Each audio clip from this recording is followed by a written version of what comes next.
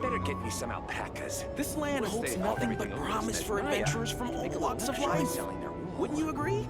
That land's specialties are the best in the world. It almost goes without saying.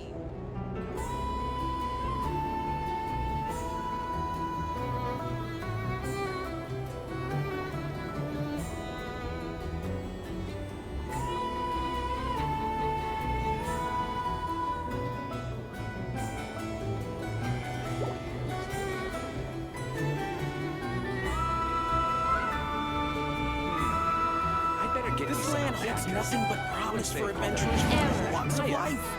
Wouldn't you agree?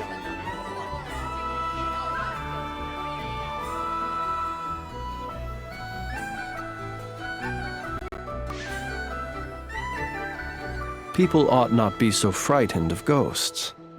They are merely talking shadows, chattering away endlessly about their past affairs. Here is good enough for me.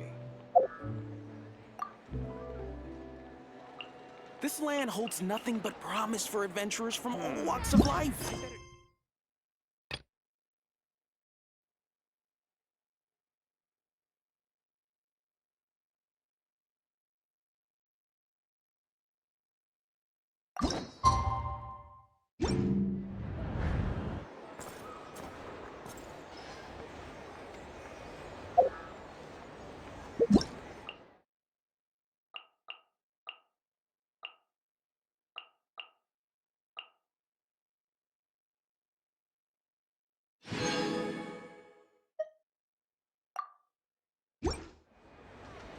He who wishes to peer into the abyss needs simply to wander through Nod-Krai on a misty night. The march of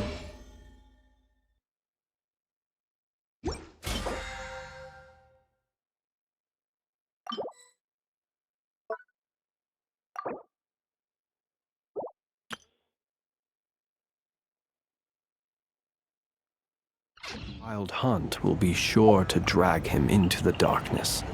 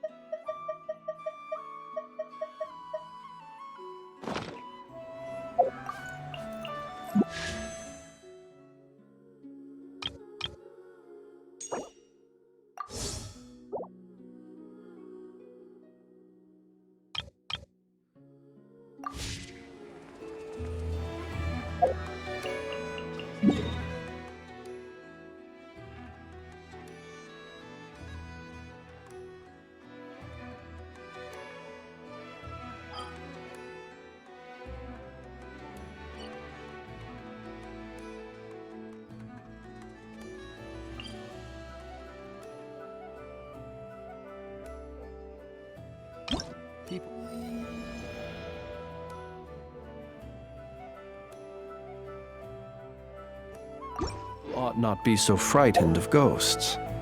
They are merely talking shadows.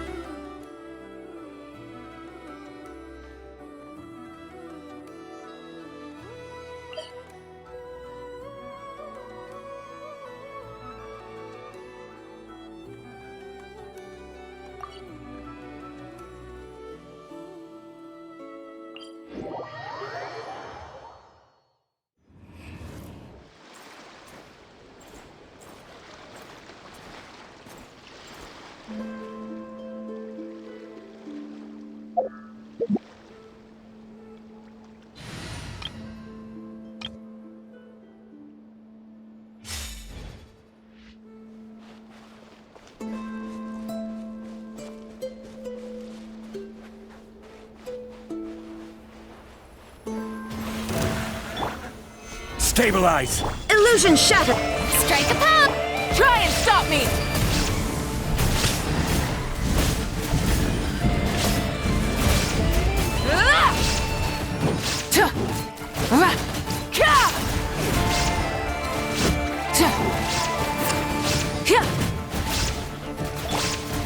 Solidify!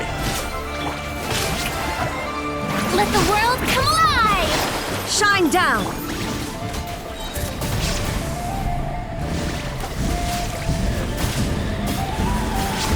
Incinerate! Time to buckle down. I will have order! Gather! Full throttle!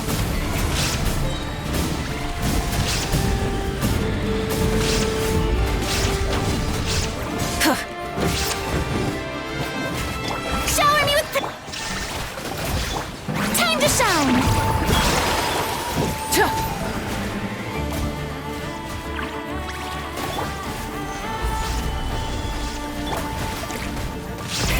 Rev the engines!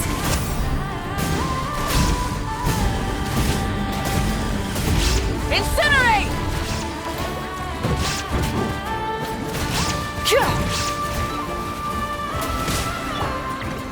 Solidify! Illusion shattered!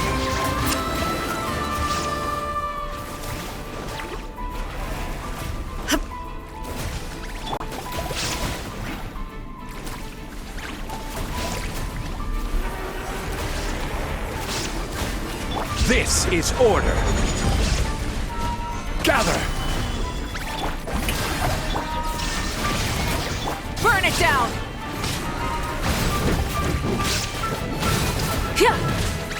Light of the blazing sun!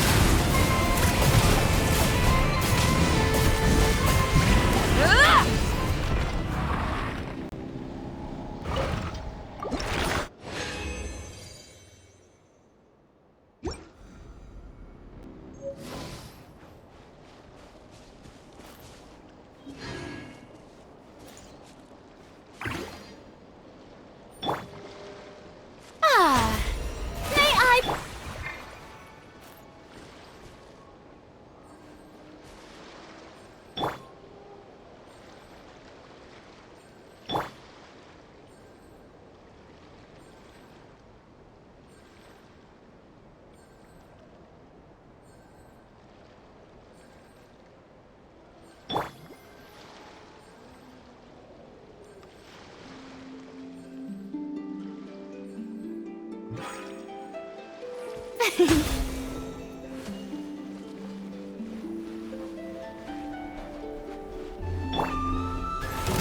Solidify!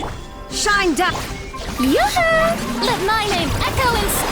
Full throttle!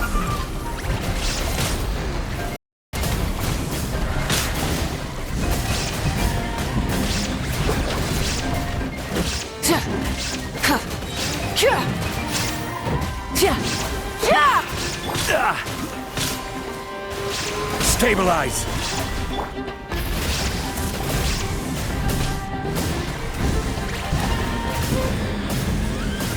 Incinerate! Strike a pose! There is no escape! Solidify!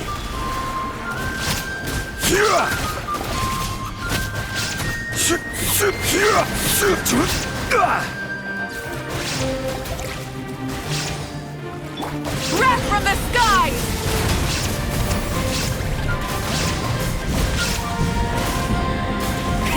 Rev the engines! The flame burns on. Let the world come alive! Order guide you!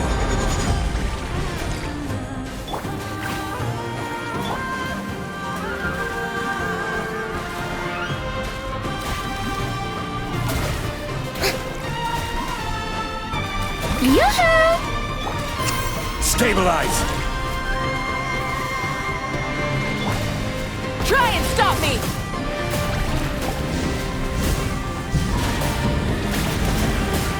Incinerate! Gather!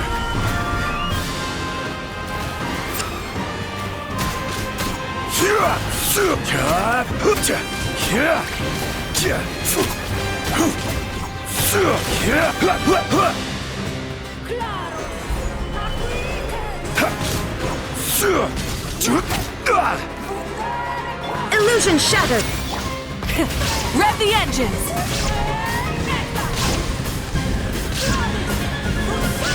Incinerate!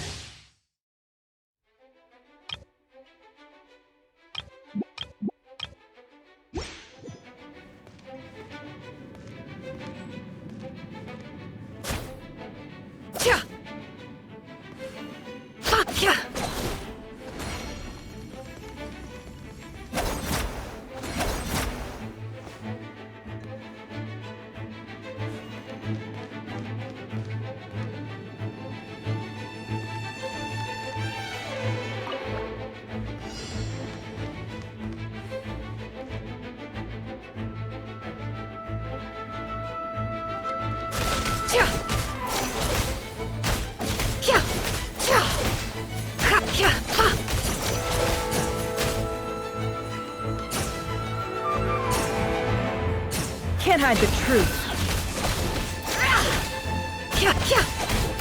The mystery unravels.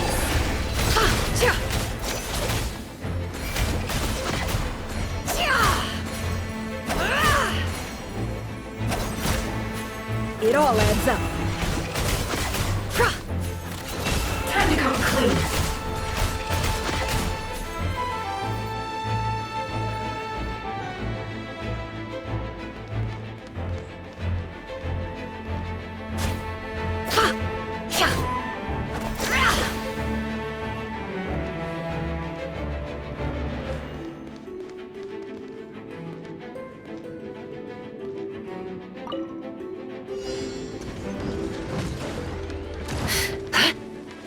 Shaken and stirred. Can't handle your drink. Ding dong water bottle. With one heart, we pray. You poor... No more lies. It all falls into place. It all adds up. Can't hide the truth. Look, a rainbow. Diana special. By the frost moon of old, lush as the moon. No more lies.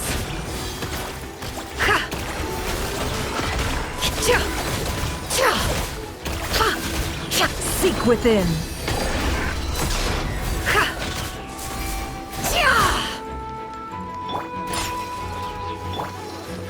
Chew on this. Flash attack. Branch into song. With one heart, we...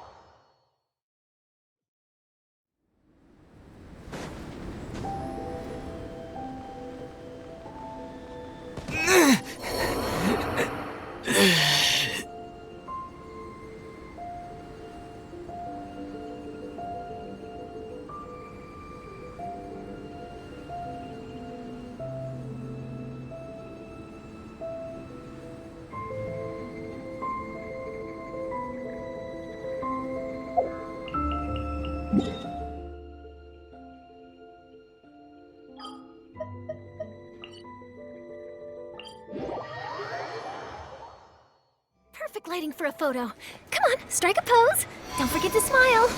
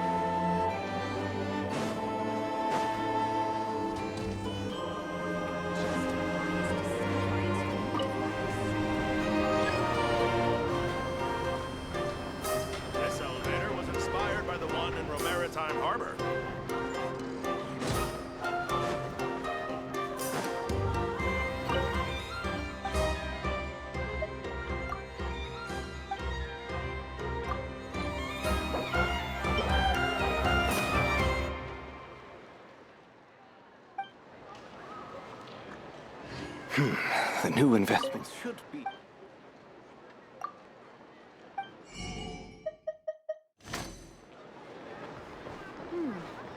Now that I've finished all the new books that have... Maybe I should start on my backlog.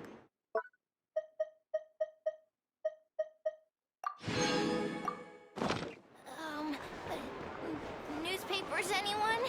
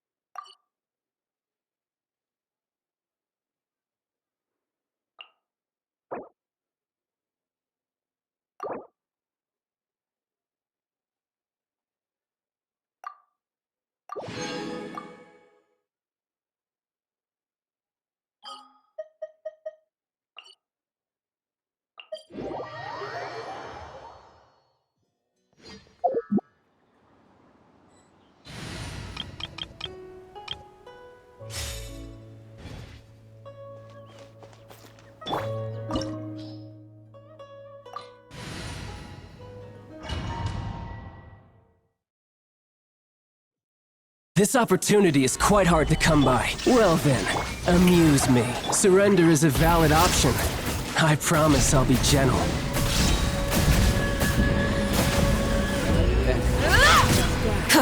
He's got a trick or two.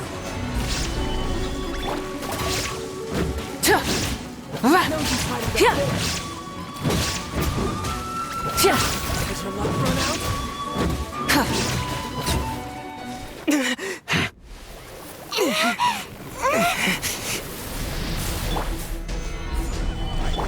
Illusion shattered! Shower me with praise! Light of the blazing sun!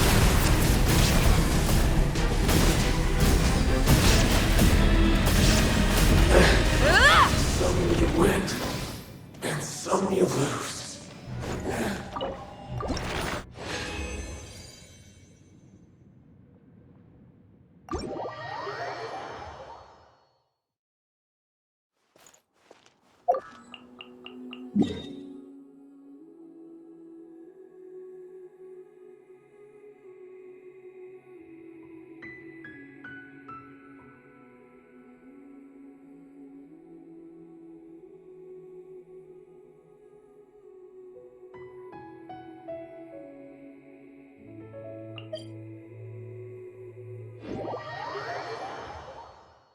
Exploration and trials.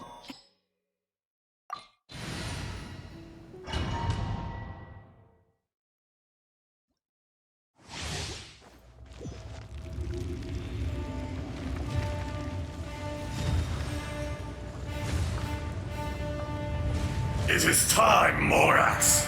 We settle this now! Time to shine! Rev the engines!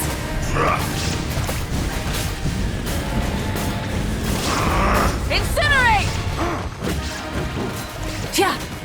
There is no atonement for 1,000 year plague!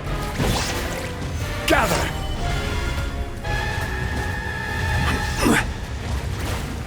I will have order! There is no escape! Shower me with Your reckoning! Try and stop me!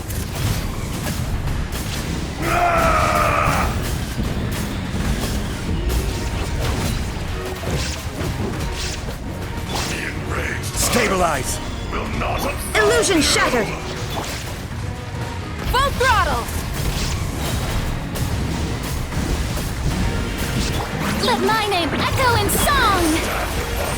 There is no escape! You know it not. Solidify!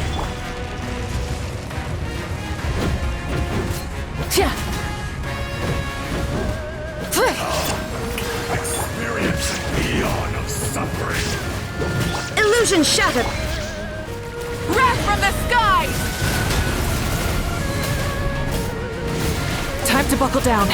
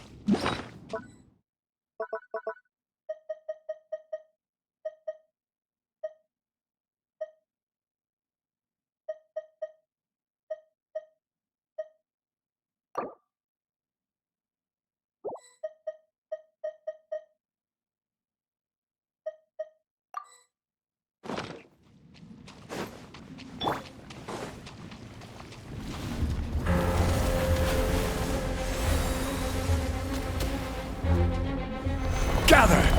There is no escape! Yoo-hoo! Try and stop me!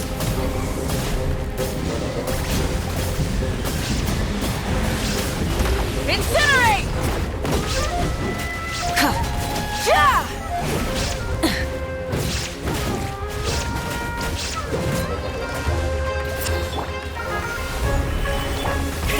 Rev the engines!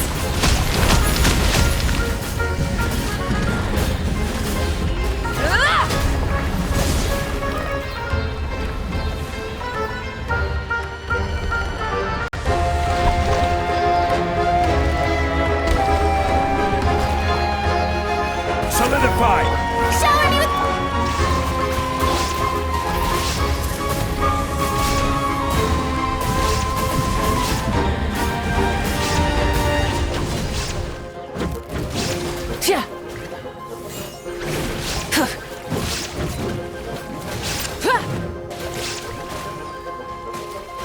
Full throttle!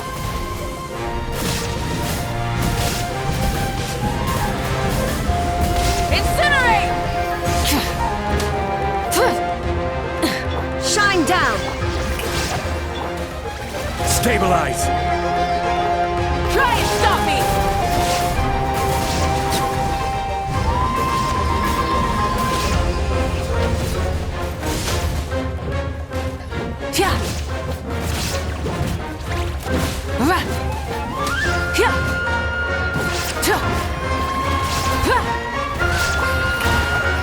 Illusion shattered!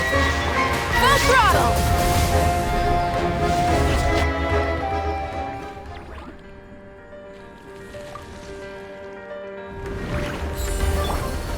Solidify! There is no escape!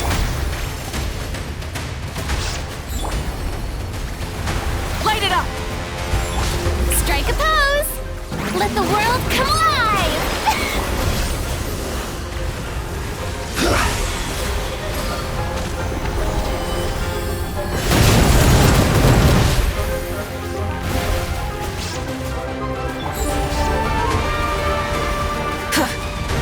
Light of the blazing sun!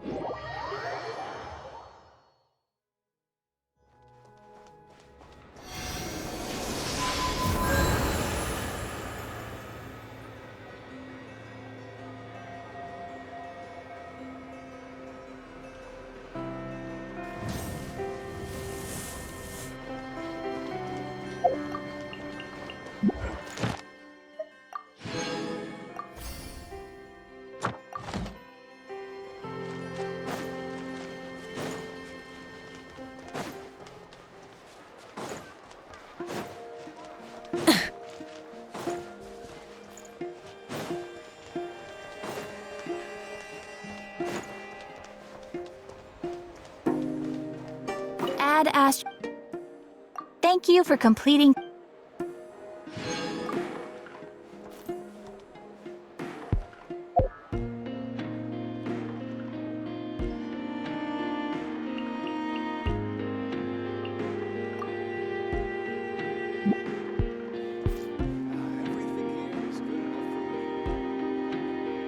This land holds nothing.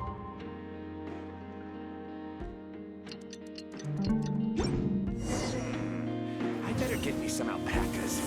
Once they've hauled everything over to Snezhnaya, I can make a little extra by selling their wool.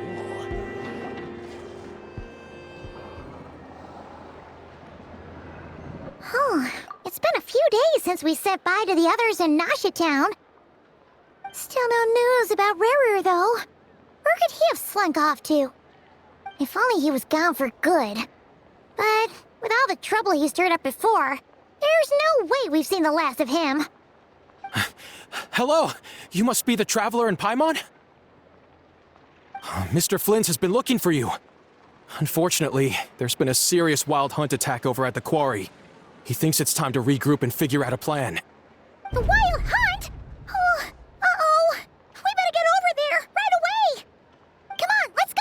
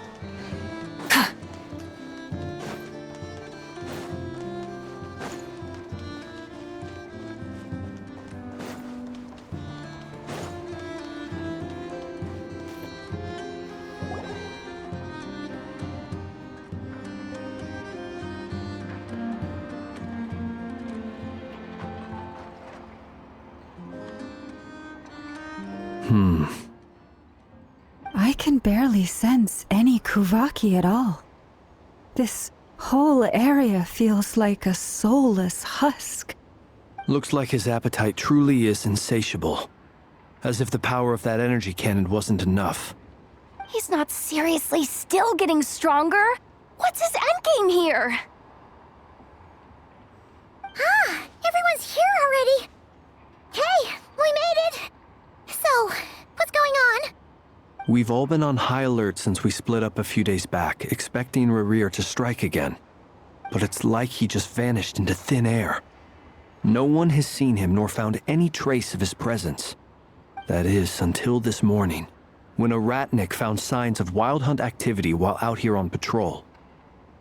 As you can see, the crystalline itself is physically intact, but the Kuvaki it contained is all but completely diminished. And we're sure that Rerir did this.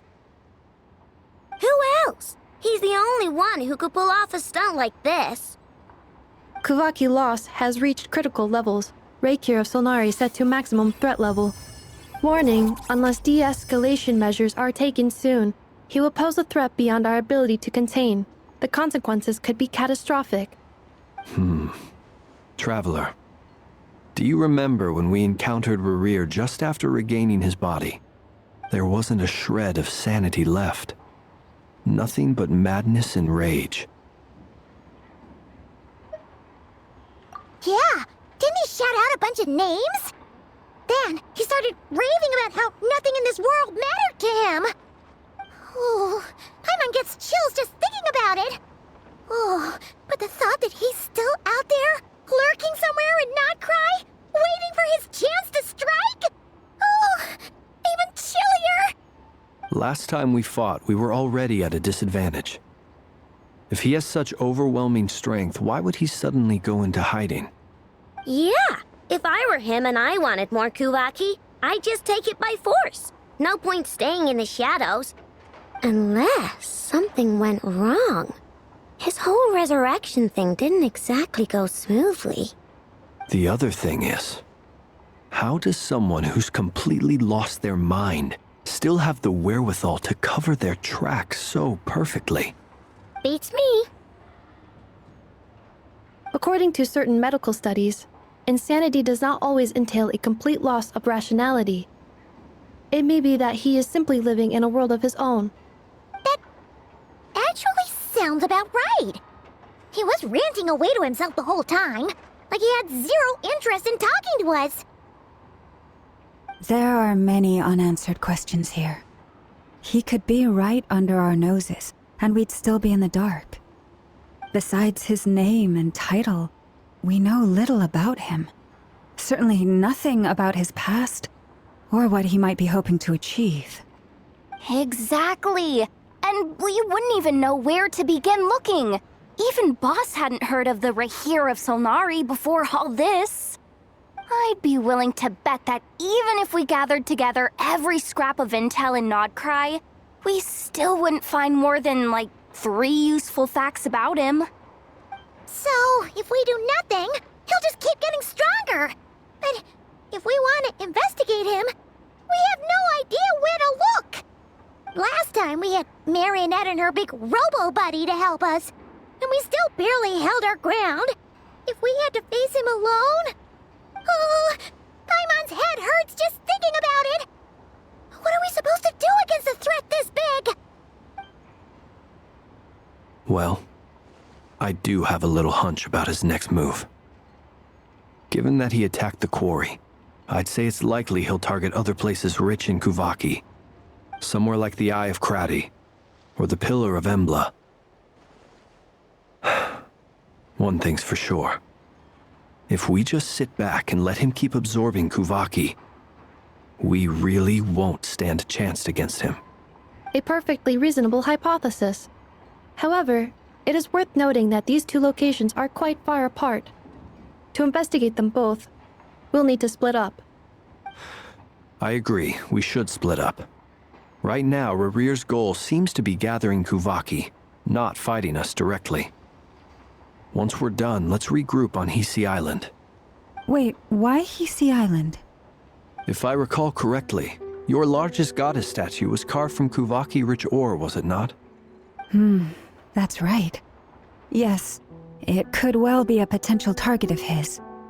I should head back and start evacuating the pilgrims.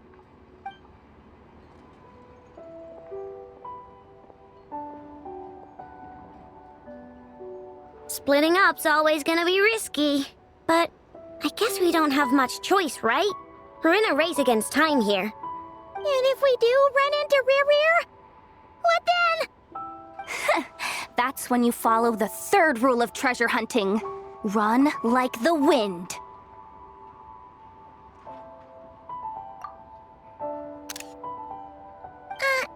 Didn't you say the 3rd rule was go with the flow? I don't know. Did I? Anyway, whatever. In this situation, go with the flow means go find backup. Agreed. If anyone finds so much as a trace of Rerir, do not pursue him. Get out of the area and alert the rest of us as soon as possible. We need to put safety first. All right, we'd better get moving. Come on, Anetha, let's go.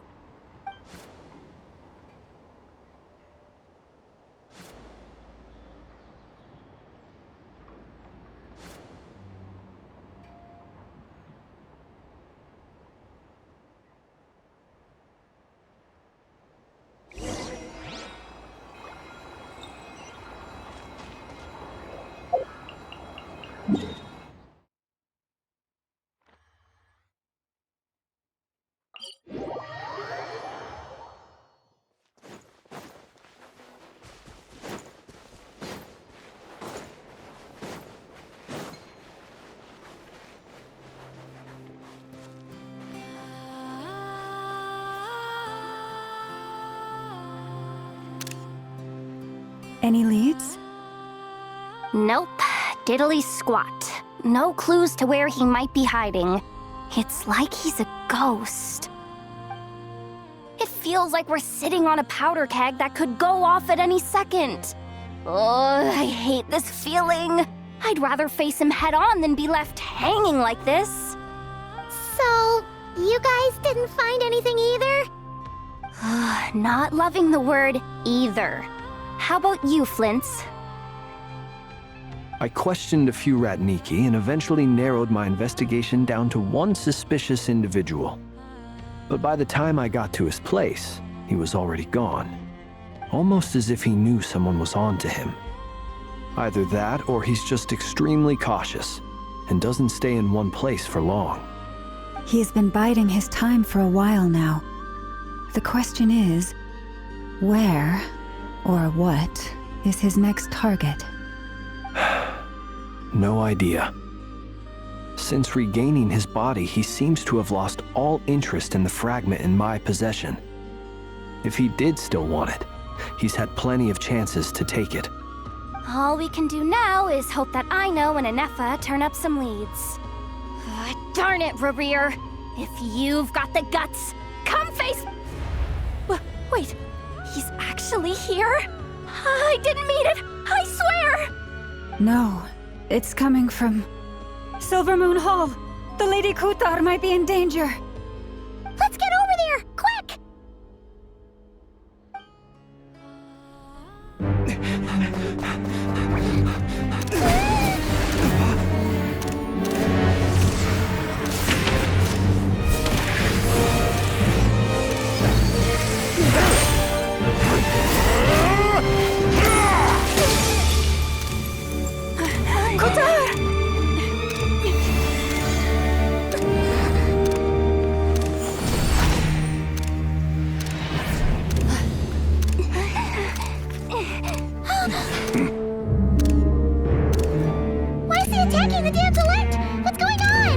No time for questions.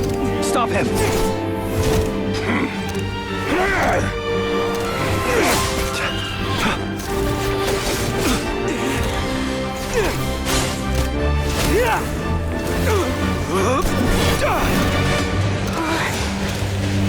This is insane.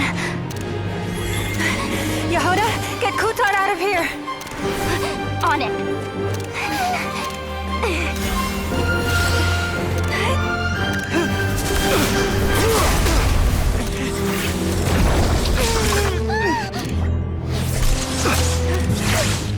Look where your feeble light has gotten you. Now, you shall plunge into darkness. Felindus, soon, I will find a way. Watch out!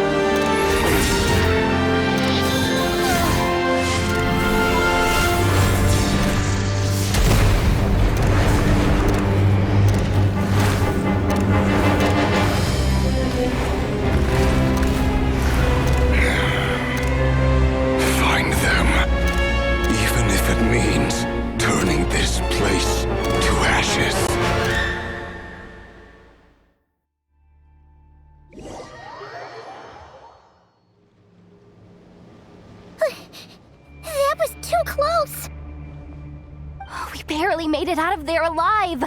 What's that guy's deal? How'd he get so crazy strong?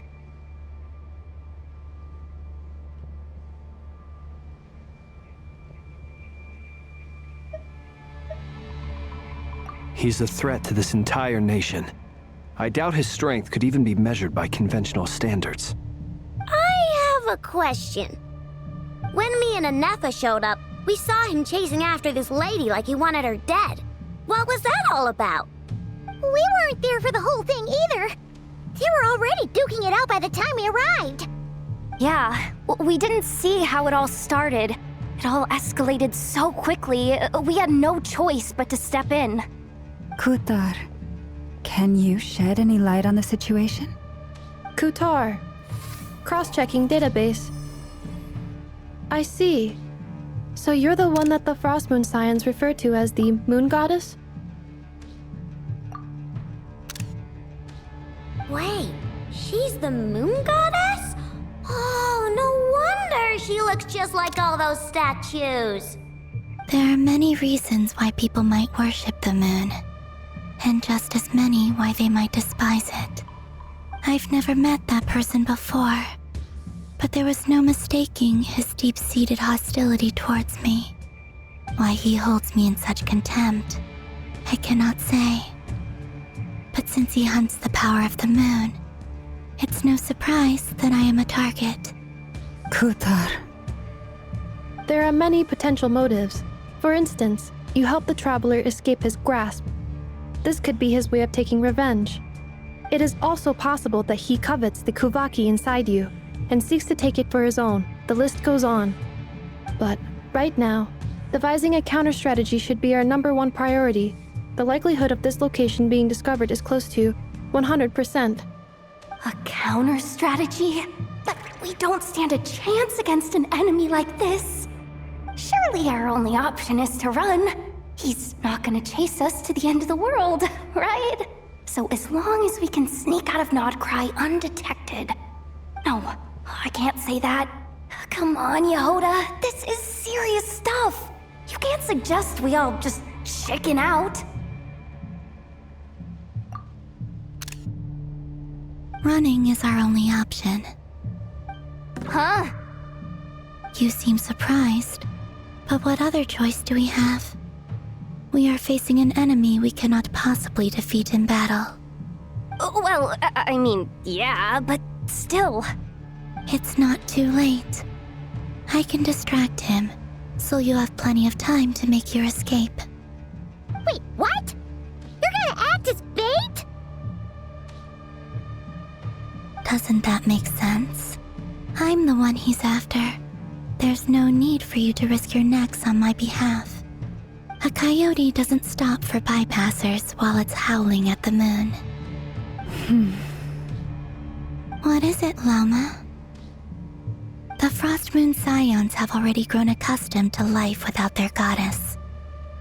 My presence here is no longer essential, and this is not my home, so you needn't ask me to stay. We can't just roll over and let him get away with this. That's not our style.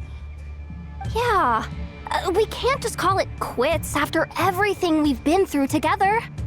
Besides, she'd pretty much saved my life back there. If I just ditched her now, I'd never forgive myself. We can't overlook that you have saved our lives multiple times now. To talk of returning the favor would be a little crass for my liking. But suffice to say that we are friends, and friends look out for one another. Rerir's true objective remains unclear. Even if we were to sacrifice Miss Kutar, there's no guarantee he would stop.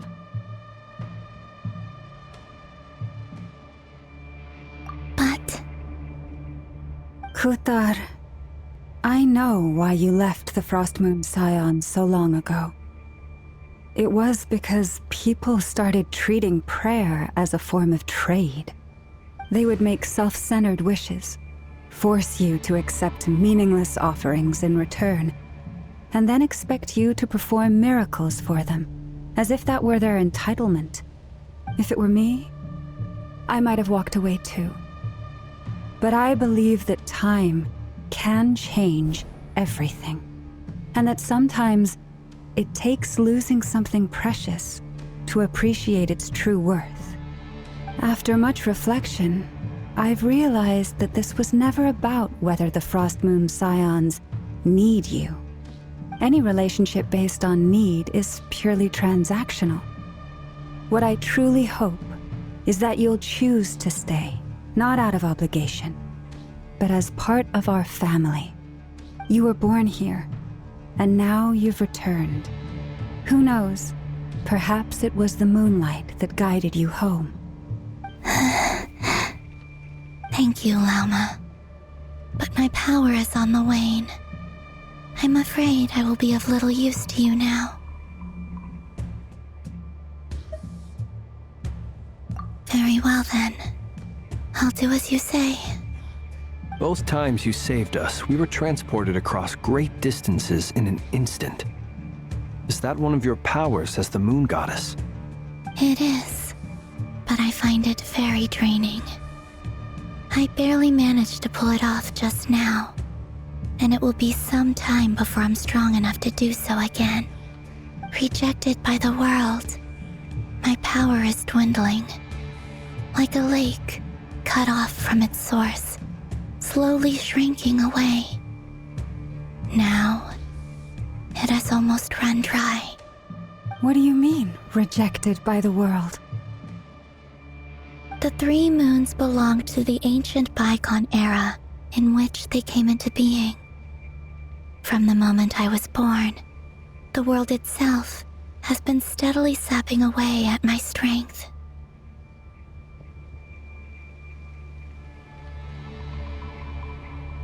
The 3 moons are not one and the same. As the goddess of the frost moon, I cannot wield the powers of the other 2. Yet moonlight has a way of blending together. Each can reflect the other's glow. So when our fingers touched, I was able to restore my strength by drawing Kuvaki from the eternal moon's marrow. But this method of recovery is painfully slow. If only we could find the...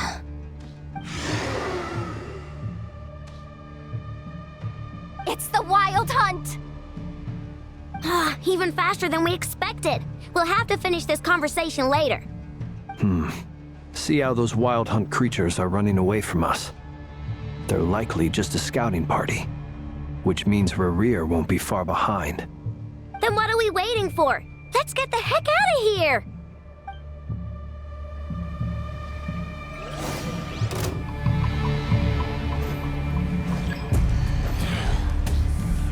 Receive my blessing for the everlasting forest. Good luck! Installation chamber deployed. They just keep coming! This is driving me nuts! Rerir's closing in on us. We need to pick up the pace. There's too many of them! And this time, we can't fall back on Putar's help to escape! This goes on much longer. Close your eyes. Observe. Do you fear the dark?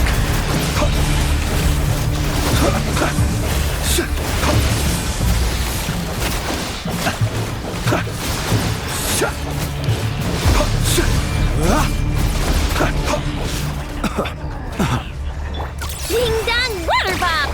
With one heart, we pray. Branch into... Close your eyes.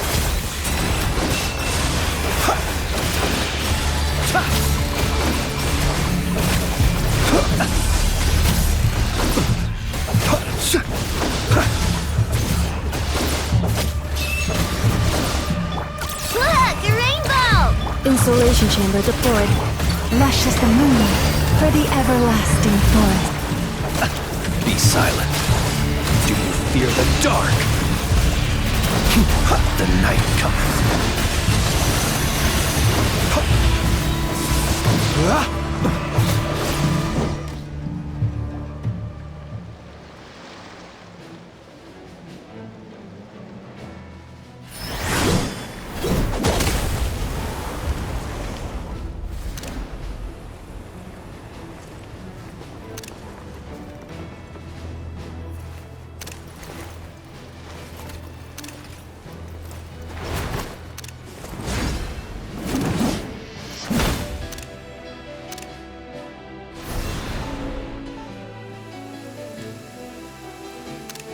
What's the matter? Bit off more than you could chew? Who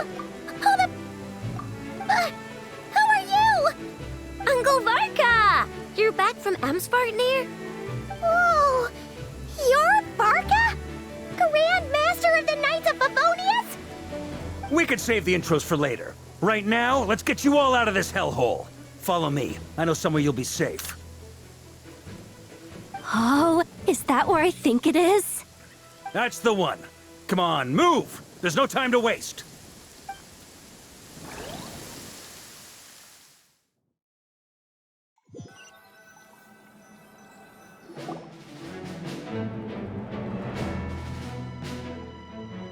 Wow! Where are we? This is so well hidden. Well, that goes without saying.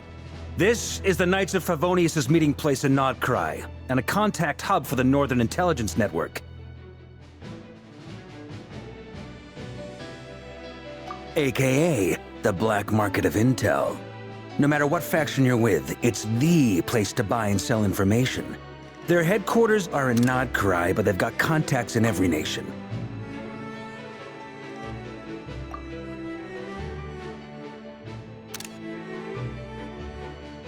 As an expeditionary force on foreign soil, working with them has offered us the most effective way of getting our hands on reliable local intel.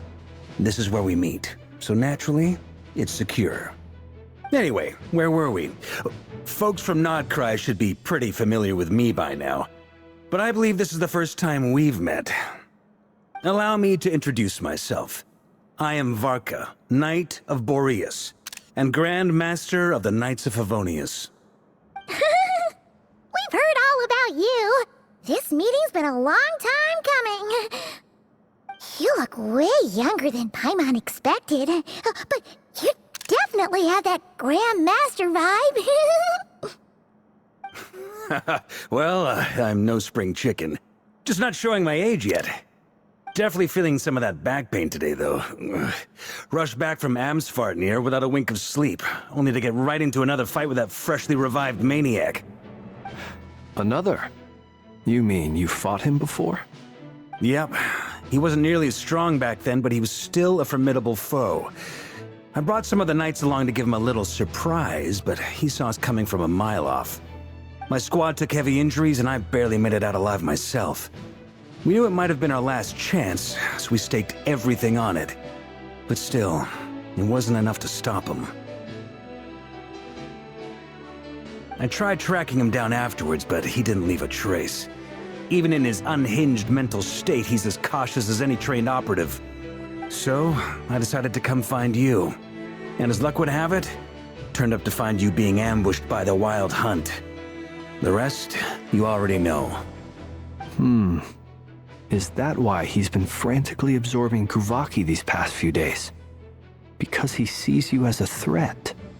Maybe I'm part of the equation, but even if I weren't, I'm sure he'd still be gathering power.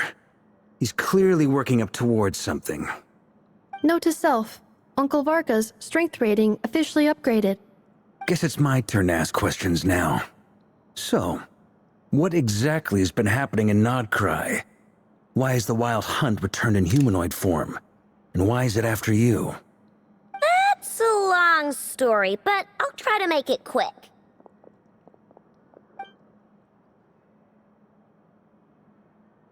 Wow, I had no idea so much had happened. Sounds like you guys have really been through it.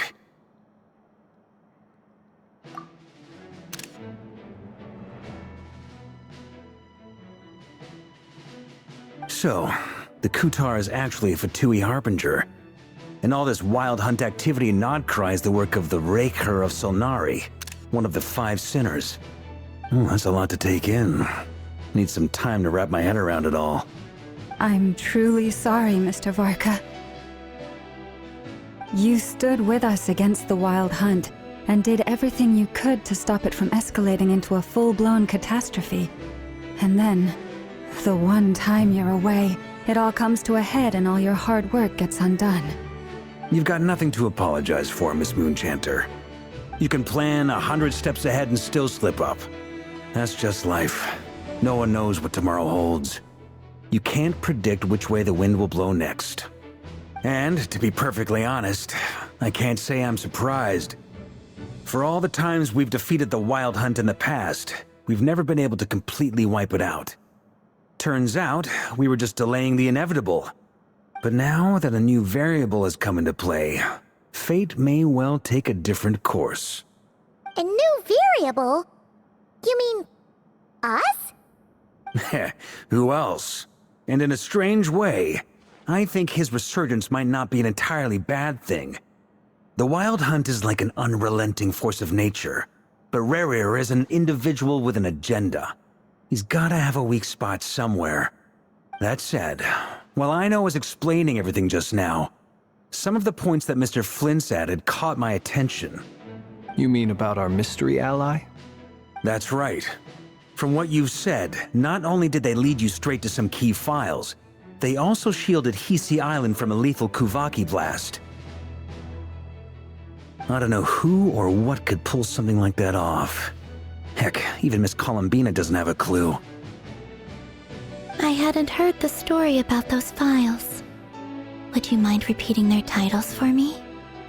Wild Hunt Phenomena Log, a Nod-Krai and Ratnik's Field Journal, and Kuvaki Survey Log. Oh. No. Still doesn't ring a bell. Another dead end. Guess all we can do now is hope that our mystery ally keeps showing up when we most need them. Still, it's safest to assume they won't be intervening again. From here on out, we'll have to resolve this crisis by ourselves. Your intel also explains something else I've been wondering about. The reason I led my team to Amsfarnir was because we'd had reports about a possible source of the Wild Hunt showing up there. But once we looked into it, it turned out to be a red herring. I don't know who was behind it, but clearly, it served its purpose. I doubt it's by chance that he happened to make his comeback while my attention was diverted. And from everything you told me, it sounds like his scheming began well before his return. So maybe luring me away was all a part of his plan. But is it even possible that he orchestrated all of this by himself? The Moon Maiden and the Rerir of Solnari, Nod-Krai of all places. The way everything is unfolding, it can't be a coincidence. So, what do we do now? Got any ideas? Right now, we've got at least 3 things to consider. Let's go through them one by one. First, we need to figure out how to take down Rerir. If we can't beat him in a straight-up fight, the rest won't even matter. To my knowledge, the bulk of Nod-Krai's fighting force is already gathered here. But even with everyone united, we're still no match for Rerir in his current state, let alone with his power still growing. What if there was a way to tap into a new power of our own? How so? Have you thought of something, Columbina? 3 moons once watched over this world. The Eternal Moon was the largest. The Frost Moon was the brightest. And the Iridescent Moon was the most mysterious. They say that back then, the 3 moon goddesses wielded immense power. Enough to shape the workings of the world itself. I now bear the Frost Moon's power, and the Eternal Moon's marrow resides within the Traveler. Hold on. Are you suggesting? The iridescent moon, the last piece in the puzzle. That's right. If we can find the Iridescent Moon's marrow, I will be able to regain my strength much more quickly.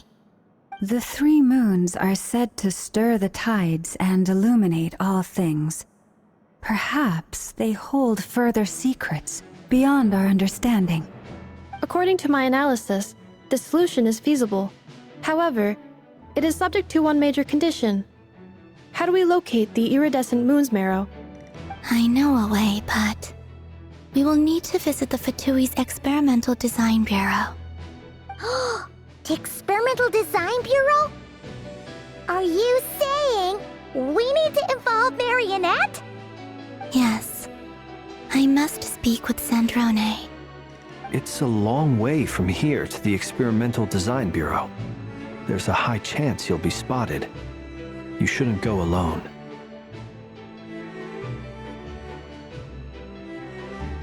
Then that's settled. Next up, our second priority. Somehow, we need to figure out Rerir's end goal. As you saw for yourselves, when he was still in his Wild Hunt form, everything he did was for the sake of recovering his body and resurrecting himself. His first act since then, after laying low for a while, was to try and assassinate this young lady. People's obsessions often reveal their greatest vulnerabilities. There must be a reason why he despises the moon so deeply. Perhaps it sheds some light on his title, the Rerir of Solnari. The Wild Hunt has plagued Nod-Krai for centuries now. If we want to stop it for good, we have to get to the root cause of what's driving it. It's true. We still know very little about him. If Kuthar hadn't given us that lead, we wouldn't even know his name. But where would we even start? I doubt even the Intel Queen of Nod-Krai has a clue, and she has info coming out of her ears. Oh? That's a rather hasty conclusion for someone who's so painstakingly meticulous when it comes to dealing with machines. Ah, she heard me.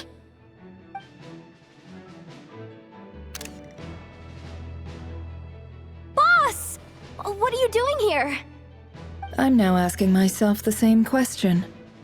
I received a letter from a humble knight of Favonius, requesting a meeting to discuss a major business deal. But it looks like this humble knight had something else in mind. Details, details. Miss Neffer, the important thing is that you've arrived at the perfect time. Since his failed ambush, I've been racking my brains trying to come up with a plan to fight Rerir. Given the severity of the situation, I think it's fair to say that our only chance lies in uniting as one. And I'm talking all the factions in Nod-Krai. We can't do this without the Curatorium, but I knew it'd be a tough job to win you over. So, I took the liberty of reaching out for a little chat. Wait a sec. How did you even hear about this place, Neffer? Didn't you say this is meant to be the Knights of Favonius' meeting spot? And a contact hub for the Northern Intelligence Network? And isn't it supposed to be super hidden? You really think he could have gotten settled in Nod-Krai without my help?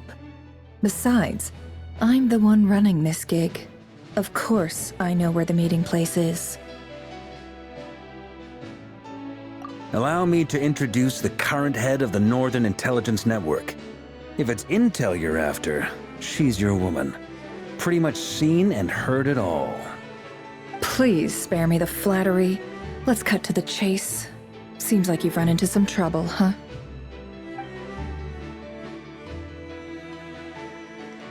Well, this certainly qualifies as an unforeseen crisis. On behalf of the Curatorium of Secrets, I wish you all the best of luck. So you're just going to sit this one out? Why should I get involved? What could possibly be in it for me? What if we told you, we can't do this without you? Oh? Then I'd say, you'd better make it worth my while.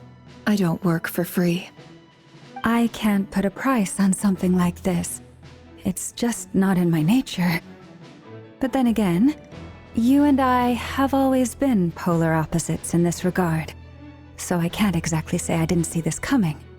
If you insist on compensation, I will pay you. Consider this a formal commission. Sound fair? You just don't give up, do you? Too bad. I know you well enough to know you can't afford my prices. The riskier the job, the more it'll cost. And a Moonchanter's stipend isn't exactly generous. Unless you're planning to start passing the donation box around among the faithful? Boss, just a thought. If they come up short, maybe you can take the difference out of my next few paychecks. Things got really dangerous during the fight with Rerir. If this girl hadn't saved me, I'd be ley line fodder by now. I'd be gone for good, boss. If there's any way we can make this work, I'd really like to help her. Please? I'm begging you. This is why I'm always telling you never accept favors. They are the hardest debts to repay. You have to be careful who you get involved with, or you invite all kinds of misfortune. Very well, Yehoda, I will help. But just this once. Don't count on this happening again. Flynn's, that fragment that Rerir was after, do you still have it on you? Of course. Let me borrow it. I need it to follow up on some leads. Wait, you actually have some leads? Shh. This is top secret information. I get it. We all have things we'd rather keep to ourselves. Plus, I know we can count on you, so we'll leave the intel gathering in your hands. And that brings me to the third and final item. We need to find a way to distract him. We need time to make our move, so someone will have to stall him. I'm in for this part, no matter what. Anyone coming with?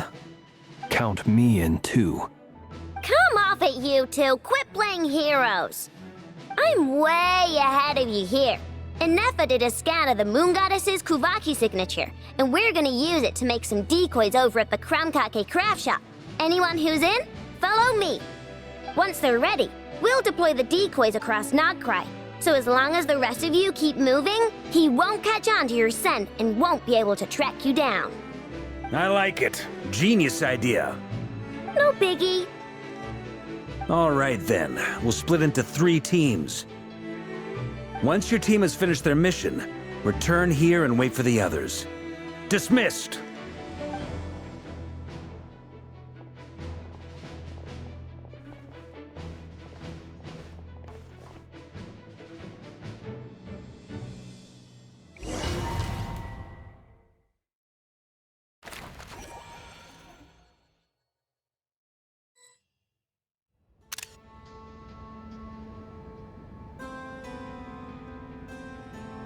Lady Damselette. Wait, and you two? What are you doing at the Kuvaki Experimental Design Bureau? We've been doing our best to mind our own business lately. But if you're just gonna waltz up here like this, you're seriously pressing your luck. Don't blame us for doing what we have to. Huh! You really think that's gonna scare us off? We're not looking for any trouble.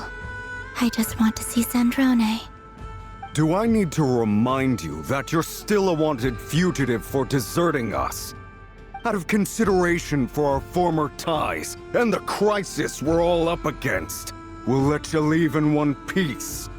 But don't even think about trying to get inside. Let them in. But... Are you going to make me repeat that? No, my lady. Sandrone seems to be in a good mood.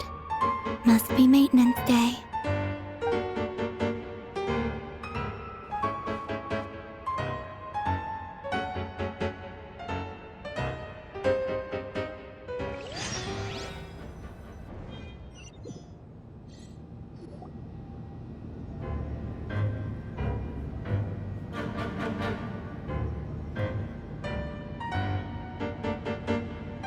So tell me, to what do I owe the honor this time?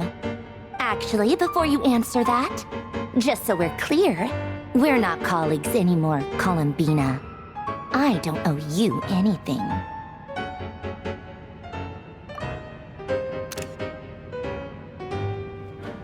I promise it's nothing big. It seems like you've gotten the wrong idea here. The only reason I let you in was because I was bored. It seemed like a way to kill some time and satisfy my own curiosity.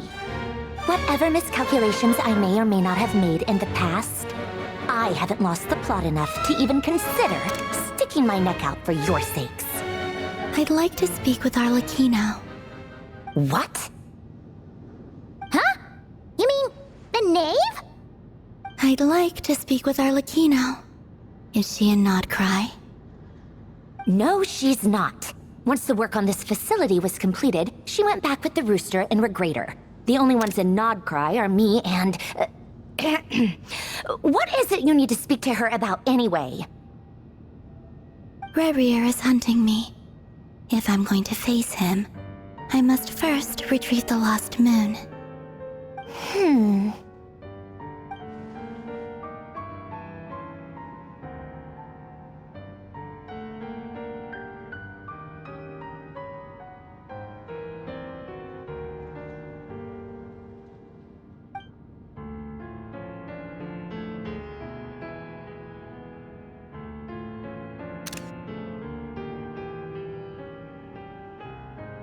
Is that a no, then?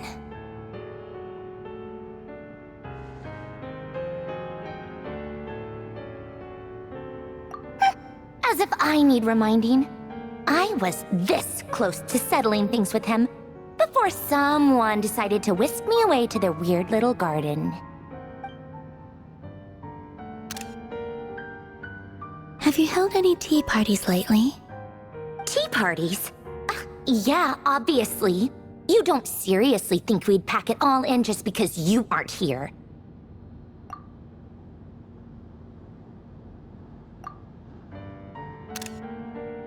If anything, they've been more eventful than ever. Just me, Arlecchino, and a bunch of insolent, insensitive guests who won't stop asking where you've gone. Oh, they've been a real joy.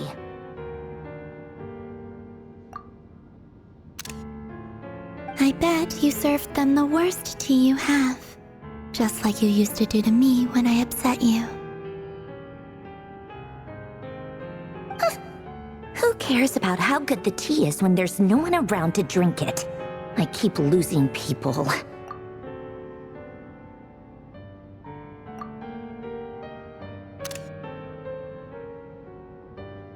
First Rosaline, now you? I'm running out of people who can make me laugh. Honestly, what could be more ridiculous than the multi-centenarian goddess, who's only ever had the plain herbal tea she received as offerings? You'd always brew a different type of tea for me each time. Was it really just to see how I'd react?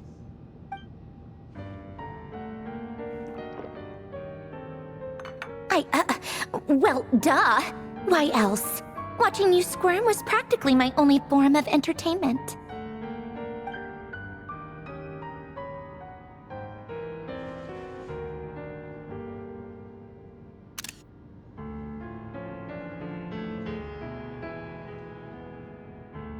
Oh, yeah. And Capitano sometimes used to bring Tartaglia around, too. But I guess we won't be seeing him again. Well, I guess we are overdue for a get-together. Polonia! Have Fevronia pass a message to Arlecchino for me. It's time for tea. Will suffice. Pass along a message for me, too, if you would. My body cannot contain the marrow of 2 moons, so I'll be leaving one of them in her care. Excuse me? Who said you were on the guest list? If my tea meant that much to you, maybe quitting the Fatui wasn't your brightest move.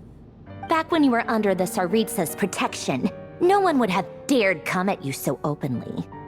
But that protection didn't come for free. In fact, I paid dearly for it. At the end of the day, it was just another transaction. I just got tired, that's all.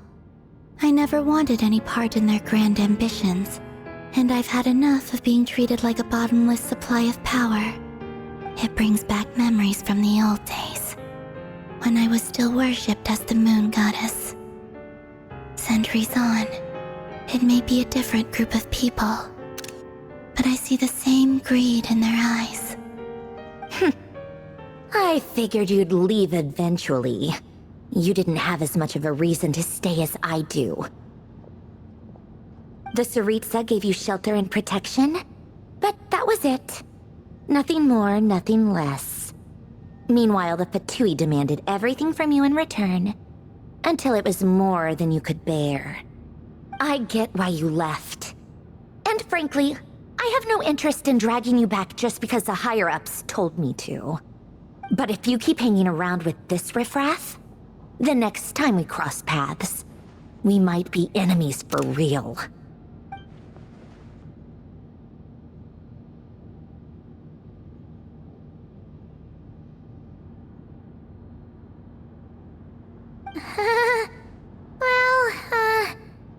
Guess that's our cue to leave.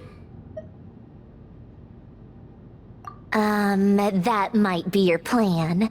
But it sounds like someone else wants you to stay a little longer. Huh? What do you mean? Listen.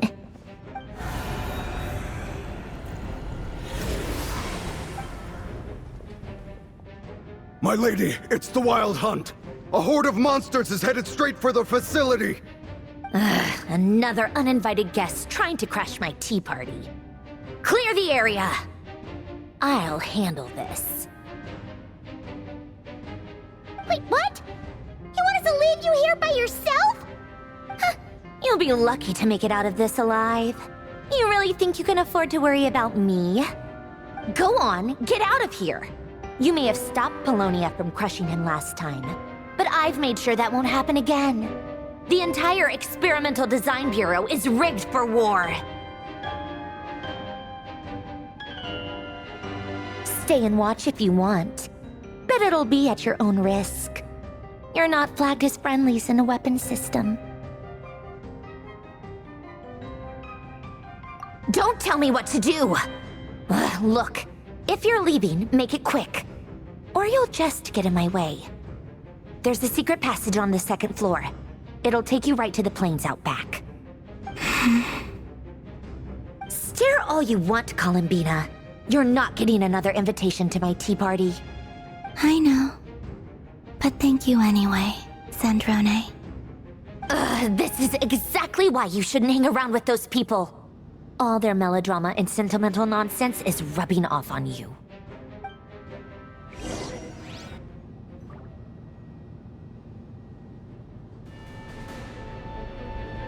Come on then, Mr. Rerir. Let's pick up where we left off. It's your Wild Hunt monstrosities versus my beautiful creations. Let's see who comes out on top.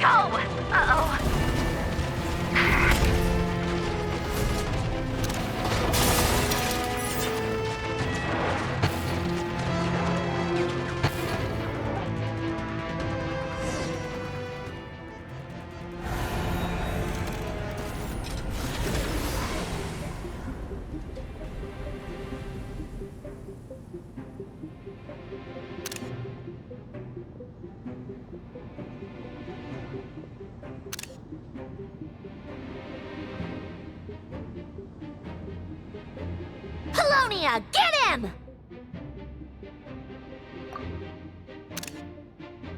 I've upgraded Polonia again since our last encounter, and uploaded every last scrap of your data. So let's finish this, once and for...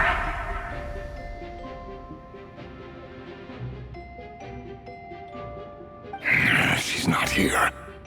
Where did she go?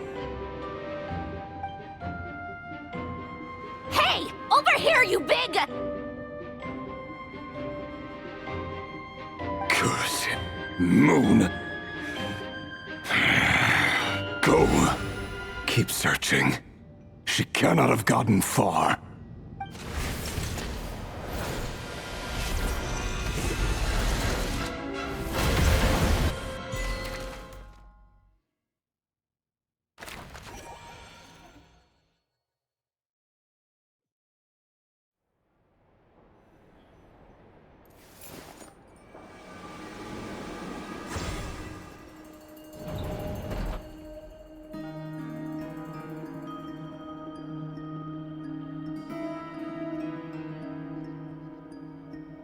So this is your method for investigating Rerir's past? It almost looks like some kind of ceremony. Good deduction. But it's quite a different affair from what you're used to with the Frost Moon Scions. Whoa! First time I've ever been in here.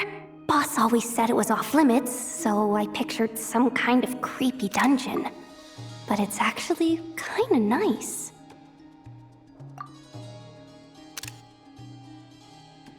Oh, I guess this must be Sumeru decor?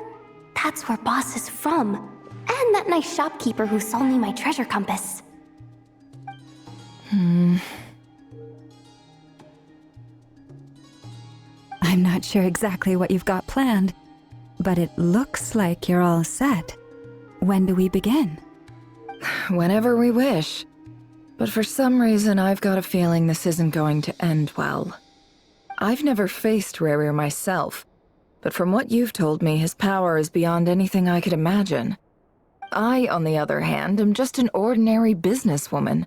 Our paths should never have crossed, yet here I am, forced to make an enemy of him. If you ask me, you're about as far from ordinary as it gets. So what are you saying? You're getting cold feet? Once I take a job, there's no backing out. Still, I have to ask myself if the power I'm relying on will even work on an opponent of this caliber. And also how to make sure I come out of this alive if things spiral out of control. Death is the one thing we can take for granted. It is the great equalizer, however fortunate or unfortunate we may otherwise be. So it's important to consider how to spend what lifespan we have left. Come on, boss. Lighten up. Quit talking about death. It's bad luck. For once, I agree with you. When you're up against a foe like Rerir, there's no such thing as being too prepared. Is there anything I can do to help? That won't be necessary. I've already made up my mind. Time to cash in a precious favor I've been saving for a rainy day. Yehoda, I need you to find someone for me. The sooner the better. Find who? That shady merchant who sold you an overpriced treasure compass the other day. Come on, boss. You're pulling my leg again. In what way is she shady? She showed up when I was completely lost and sold me a neat little gadget that was exactly what I needed.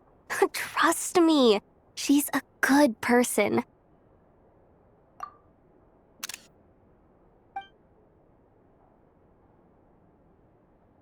Anyway, I know who you're talking about. Don't go anywhere. I'll be right back.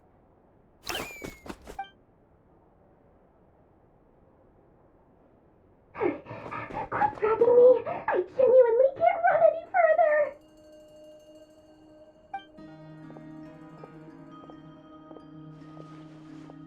Hey, aren't you?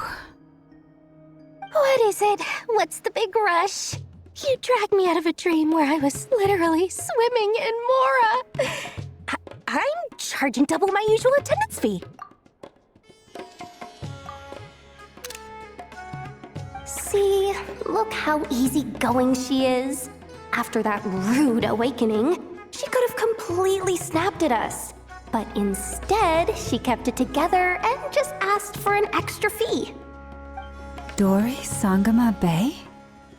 I never would have pictured you two doing business together. If you want to make it big in Nod-Krai, it's all about connections. Lady Nefer just so happens to have a lot of intel that interests me. And she also did me a big favor in the past. It was back when I first arrived in Nod-Krai.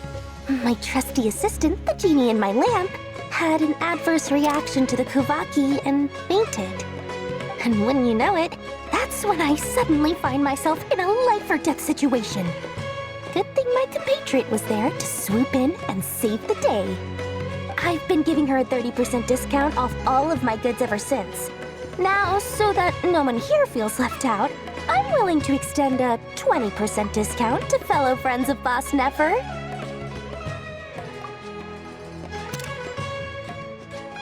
Plus, any other friends you send my way will enjoy 10% off.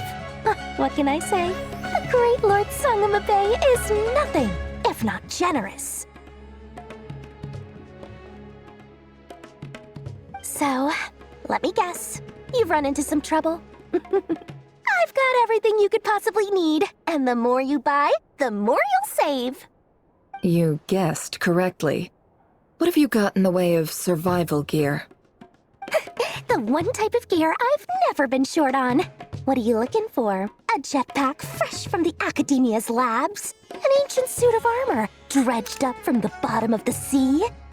At the very least, I need to know what kind of opponent you're dealing with here. If even you're worried about staying alive, it must be pretty serious. What if I told you it's someone with the power to bring a nation to its knees? Is that so? Then we really are talking top-shelf treasures. I don't have anything like that in stock right now. I'll have to ask my supplier. Your supplier? A powerful woman, make no mistake. I can't reveal her identity, but luckily for you, I hear she's planning to visit Nod-Krai in the near future. If you're willing to wait, I can ask her when she's here. Can't say exactly how long that'll be, though. Then, let me put it another way. What would you do if you encountered an enemy like that? Roll over and serve yourself up on a silver platter? Course not! I have a handy little trinket from one of my generous suppliers, which... Hold on. What exactly are you getting at? No, no! This is for my personal use only! Let's just say I'm borrowing it, all right? Just for insurance purposes. You'll get it back later. Favors are the worst kind of debt to owe, and now you've got a chance to repay one. A win-win situation, don't you think? Fine. You can borrow it for 5 days. No, make that 3. And for every extra hour after that, I'm charging you 1 million mora. Deal? Deal.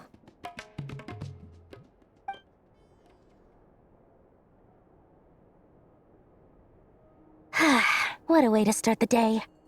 Now, was there anything else you wanted? Or can I go back to bed now?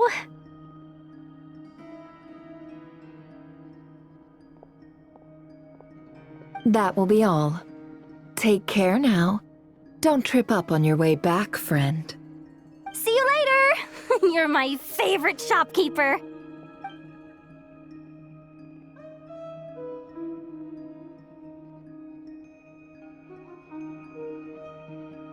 Excellent. Everything is well and truly ready. The ceremony can now begin. After initiating the ceremony, your minds will follow me wherever I go. You will see many strange things in your mind's eye. So remember, don't be frightened, and don't make a sound. Now then, let us peer into the Rerir of Solnari's past.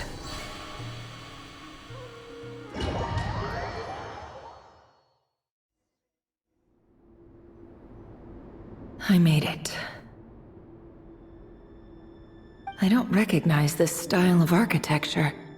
Must be Conrian. Simple furnishings, table and chairs. It's a more ordinary house than I might have expected. Looks like the fearsome Rerir of Solnari came from surprisingly humble beginnings.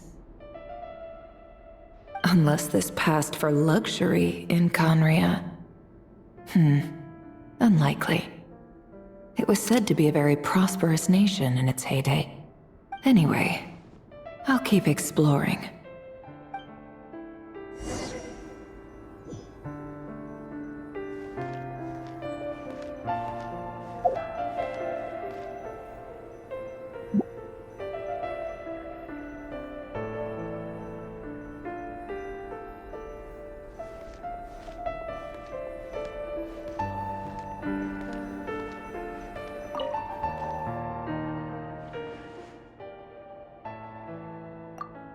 Hi, Rerir. Since you're working extra hours tonight, I thought I'd keep myself busy by checking out that new kebab shop. I've heard good things about their menu. I'll test it out, and if it's as good as everyone's saying, let's go back together sometime.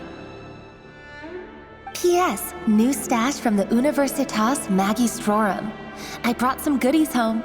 A few teacups and a pin rack. Hope you like them. They didn't sign their name, but they must have been close. Sounds like they were living together.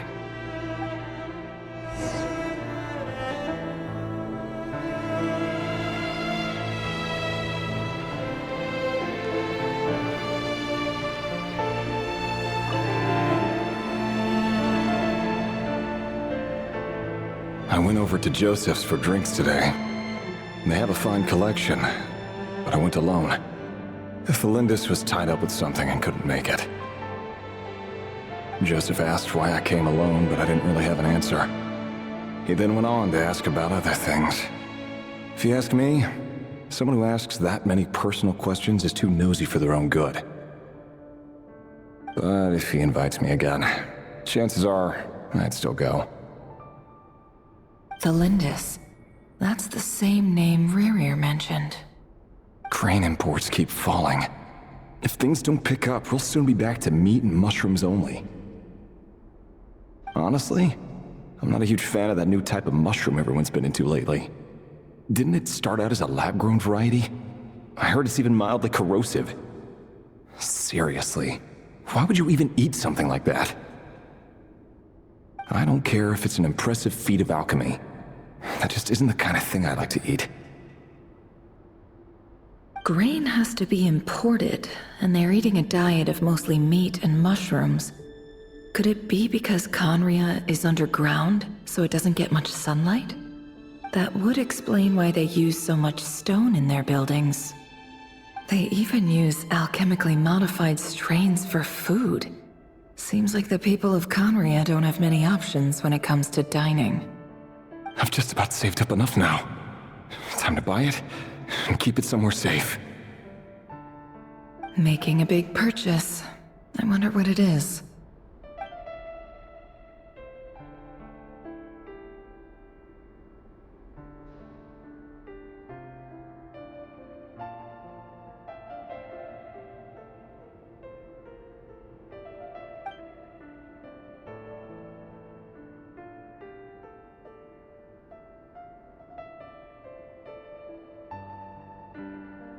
He really is a professional. No wonder he's so good at covering his tracks. Despite what he's become, it seems like he's retained certain habits, at least in this regard.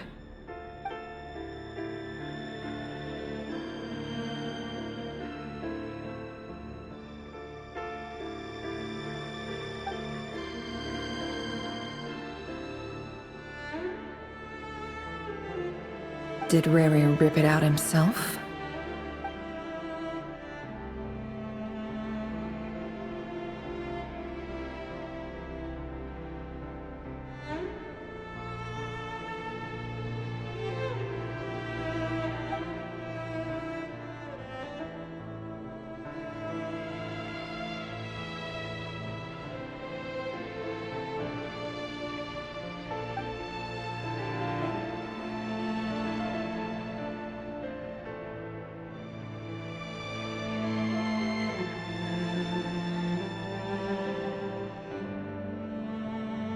Before I met you, I was convinced that my heart was nothing more than a stagnant pool. The burial place of a fallen moon. A withered, windless grove where the waters rested forever unrippled. It was you who helped me see that my heart hadn't entirely withered away. That it could still beat to the rhythm of love. This is just trivial sentimentality from the looks of it. Why would he go to the trouble of hiding that? The burial place of a fallen moon.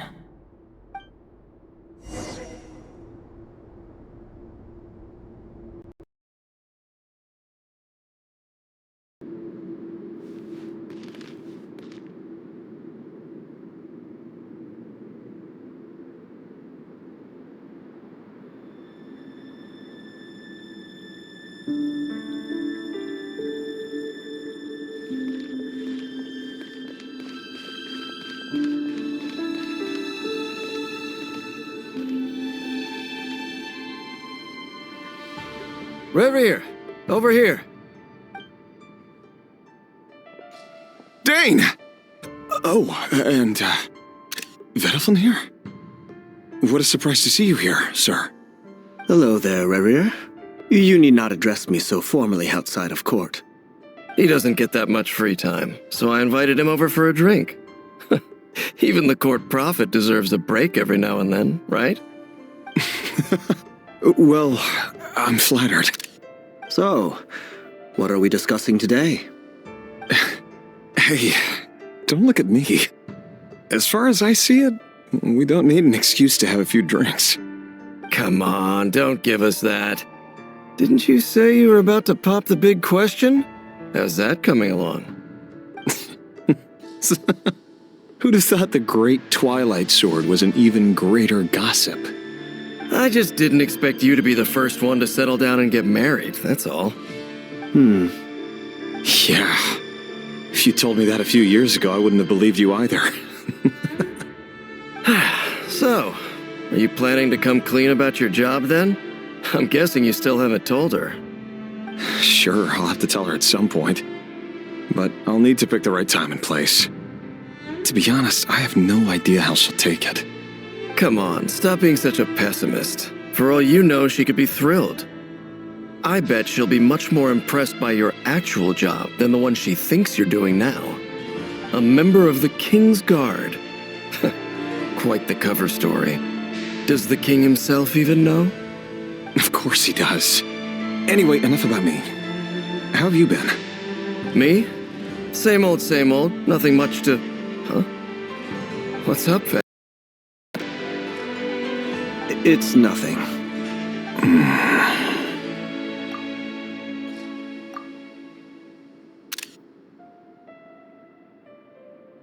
Vedaflin, Dainslift's elder brother.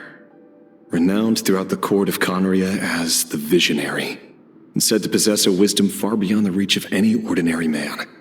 And yet, despite the gulf between us, he seems to have something to say about me. Does he even know me?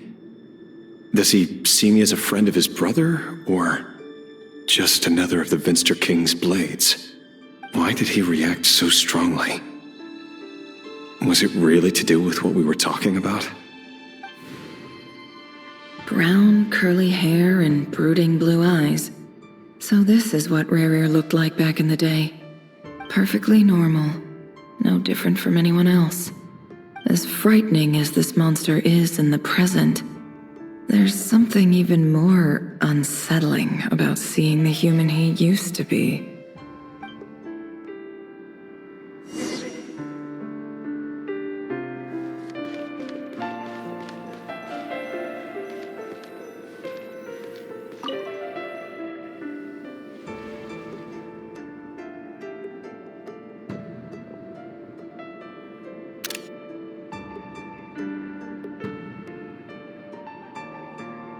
Felindus? You're back early. Our equipment's being serviced today, so I got off earlier than usual. How's your day been?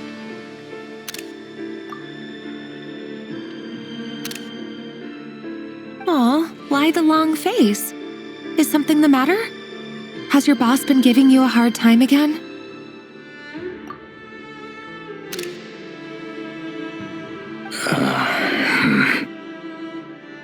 Went for a drink with Dane and the others after work. Isn't that a good thing?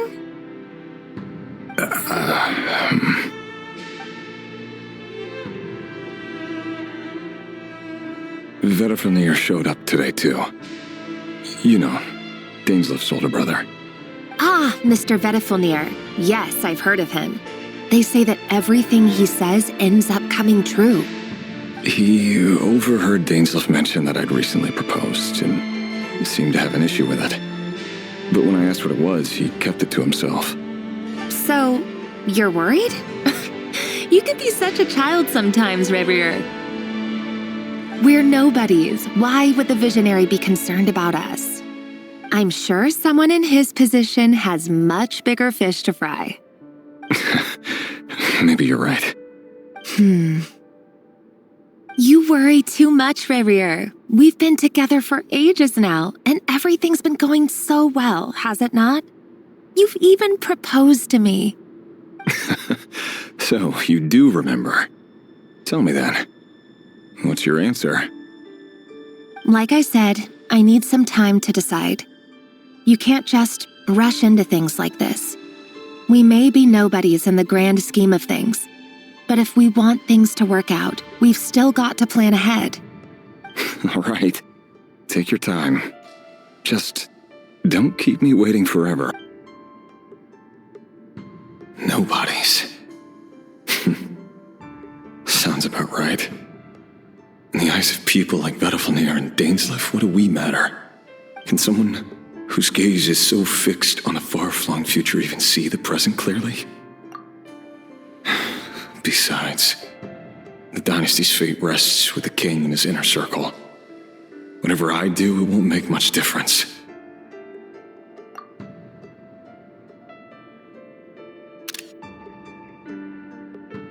Meanwhile, every idea they come up with and every decision they make, it affects everything.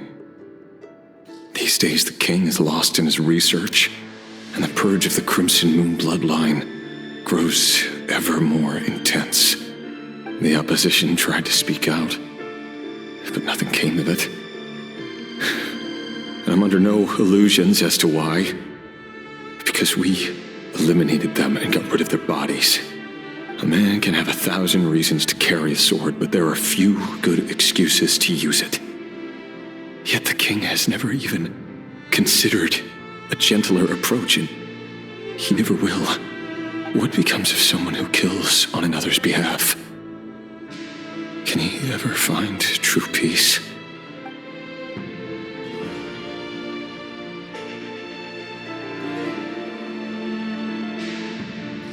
Thalendis,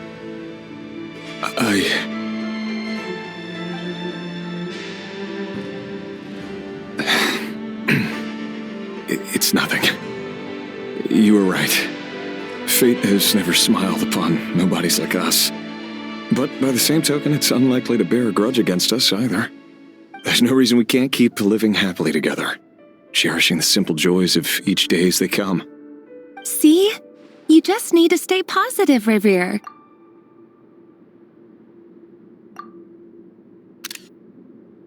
I can feel your warmth, your breath. You're right there, right by my side.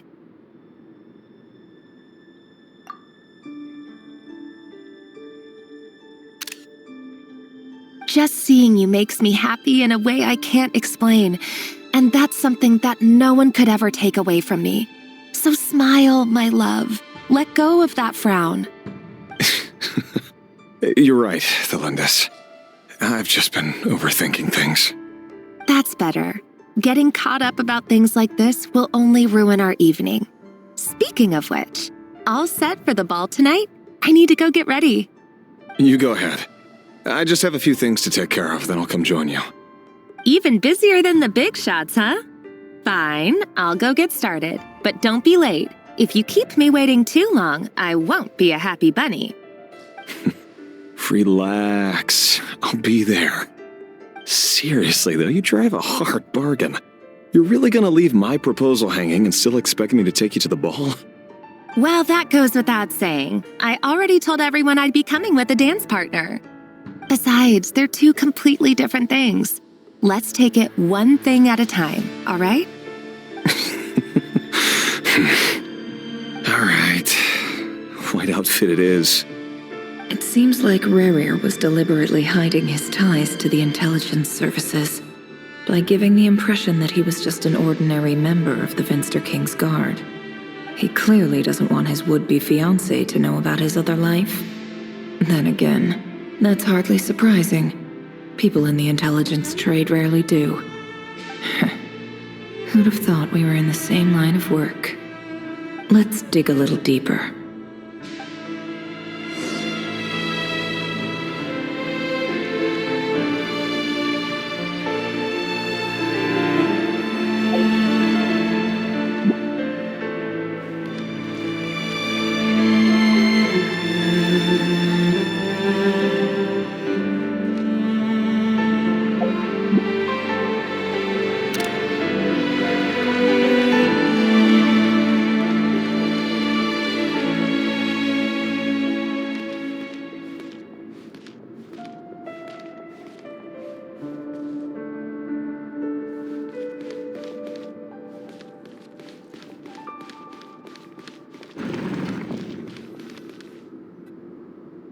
Our last operation was a resounding success, and all thanks to you, Rerir of Solnari.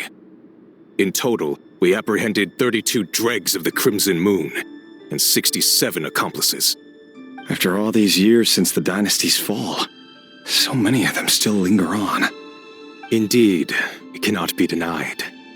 Yet it was destiny that the Crimson Moon should be overcome by the eclipse, and that His Majesty, the all-seeing Vinster King, now guides our nation on the path to prosperity. Khaenri'ah has no further need for a dead moon. But alas, there will always be those who refuse to see the truth, choosing instead to romanticize the past. That's not entirely true. Much about the Crimson Moon era was worthy of remembrance, and that's exactly why they keep trying to see it restored. Many of its secrets remain unsolved to this day. As it happens, that's precisely the field of study my partner is devoted to. You still haven't told her what you really do for a living. Where would I even start? How do you tell someone that you're one of the king's hand-picked executioners? That your hands are steeped in blood? You didn't choose this life, any more than I did. Orphans like us don't get a say. But I'll sure as heck be the one to pay for it. Speaking of which, we need to be more rigorous in the way we identify direct descendants of the Crimson Moon. Someone, it seems, has strong opinions about my future plans. Most likely my marriage in particular. I have a feeling that we may soon become targets of the Crimson Moon's retribution. Your concerns are not unfounded. They've taken out many of our colleagues these past few years, and for that very reason. These are no helpless lambs we're leading to the slaughter. They're wolves in sheep's clothing. Take care, Rerir of Solnari. I look forward to toasting you at your wedding. Thanks, Thorkel. You look after yourself, too.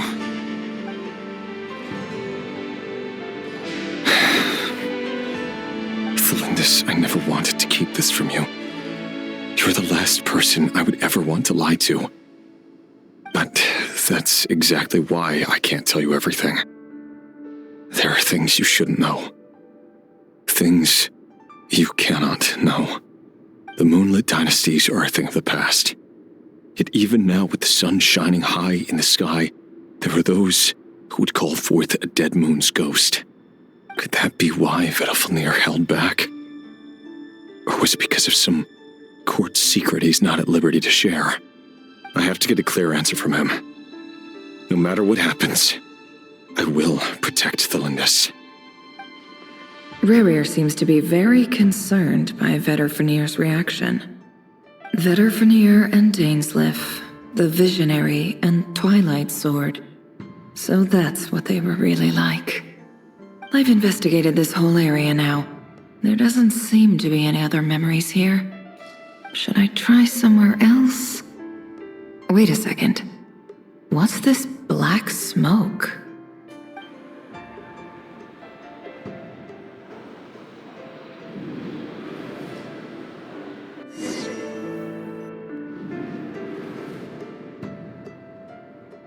So he's late after all.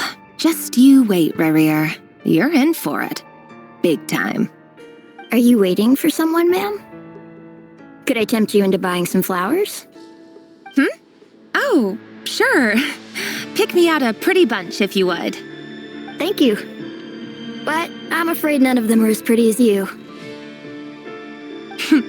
For someone so young, you sure have a way with words, don't you? I'm only telling the truth. Look me in the eyes. You'll see I'm not lying.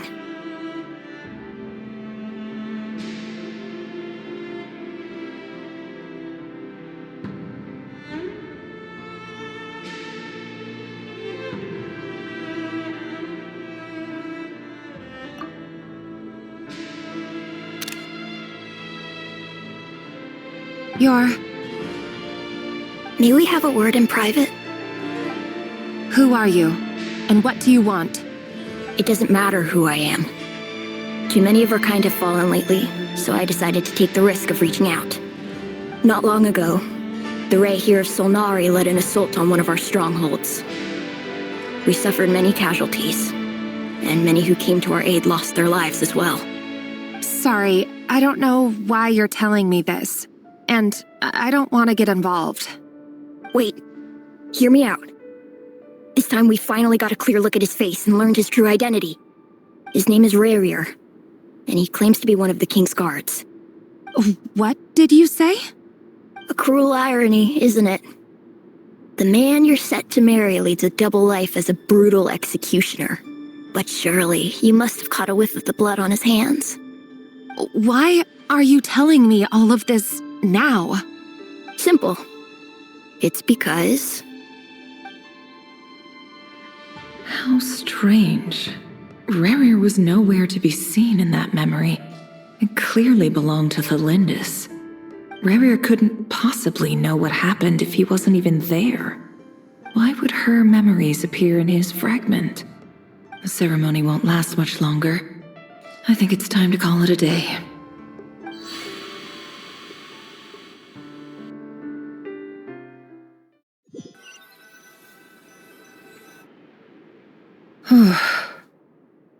So that was your doing?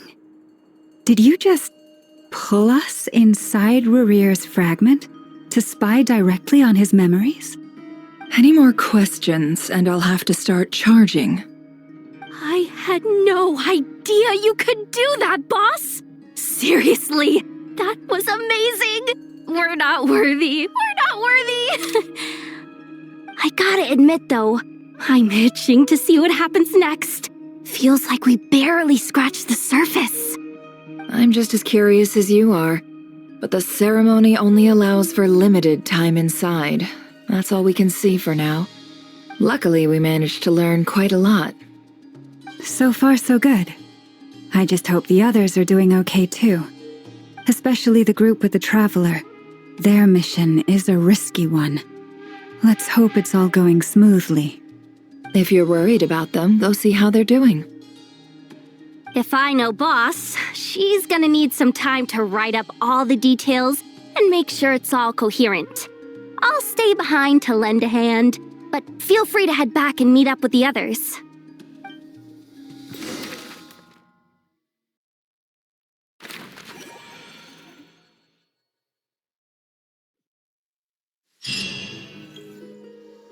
Oh, they've been prowling around for nearly 2 days now. These things just won't quit.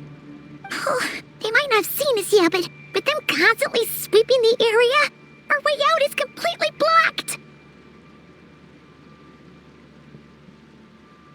Oh, that's never gonna work. One little slip up and it's game over.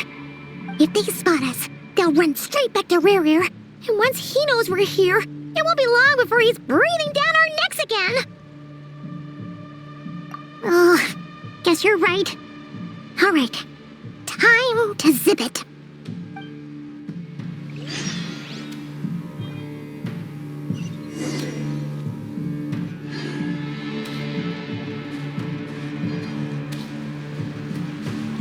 Quick, hide! We almost got spotted!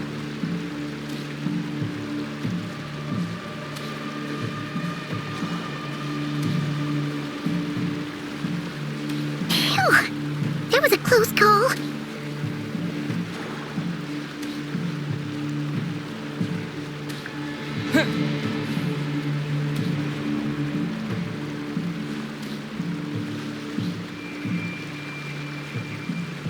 Watch out! He's coming this way!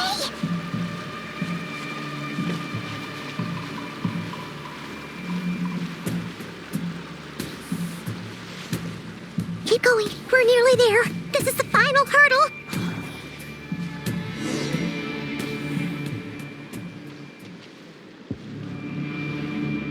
Oh, there's no end to these things!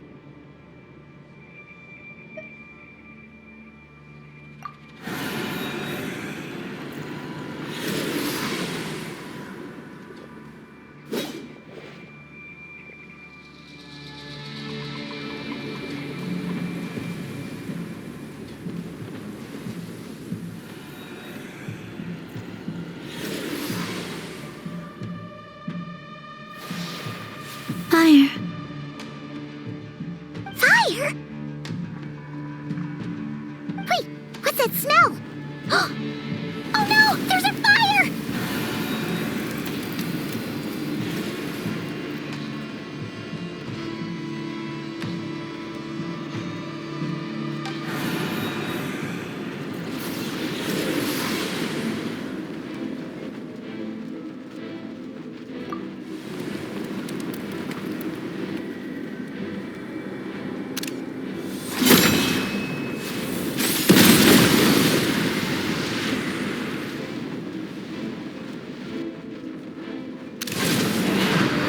Zandrone was right.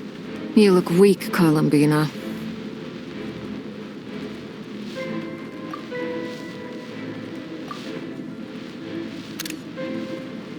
The old you would never have let such lowly creatures bar your way. Word has it that you did something for the Tsaritsa, and that's why you've lost most of your power. Freedom comes at a heavy price, doesn't it? It's Arlecchino! You came! Hello again, Columbina.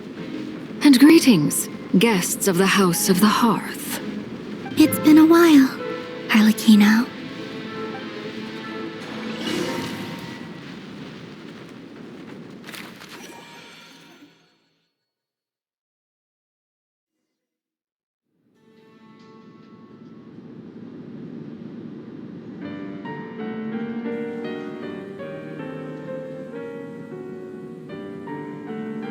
Stupid Rerir of stupid Solnari. Whatever. I've got all the data I need. Next time we meet, you're finished.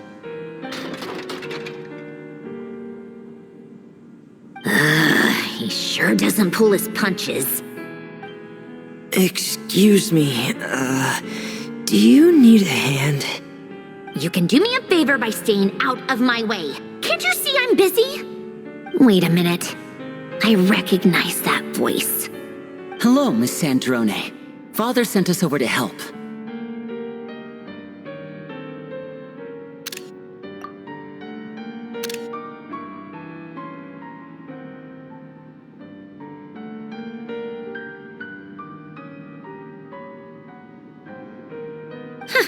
How considerate of her. Hey, Fremine, get over here and help me fix this. Lenny, you do your thing. Just keep your sister away from my machines.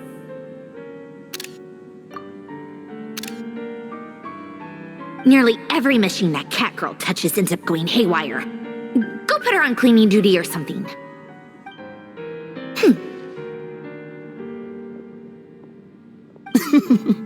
Then let's start downstairs. Fremine, we'll leave this place to you. You've got it. Wait a second.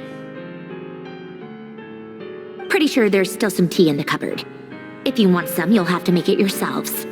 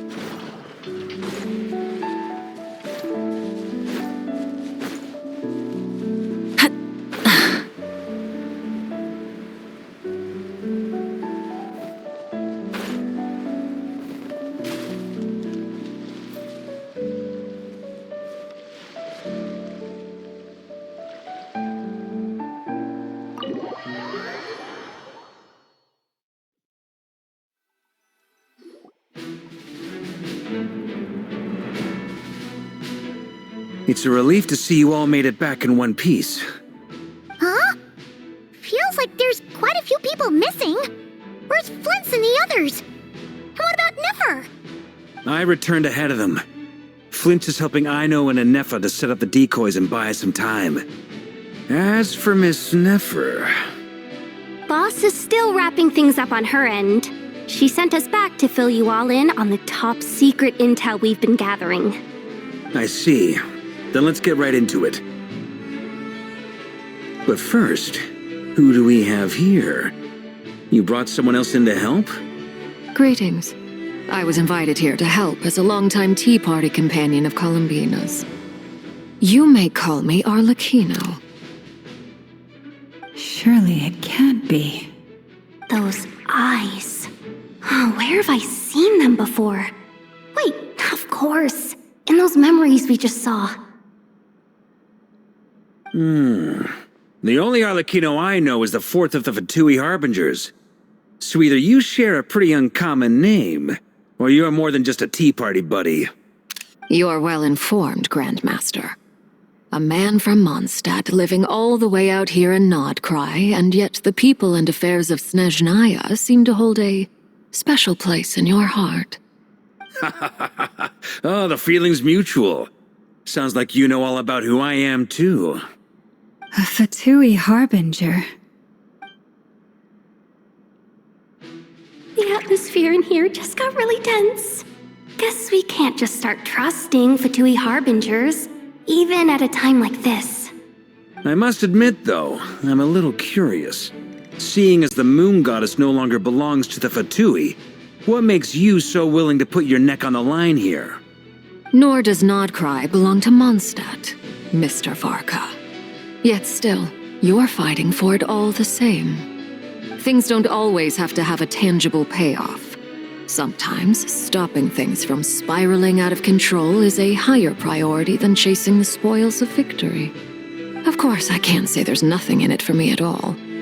But that's between Columbina and myself.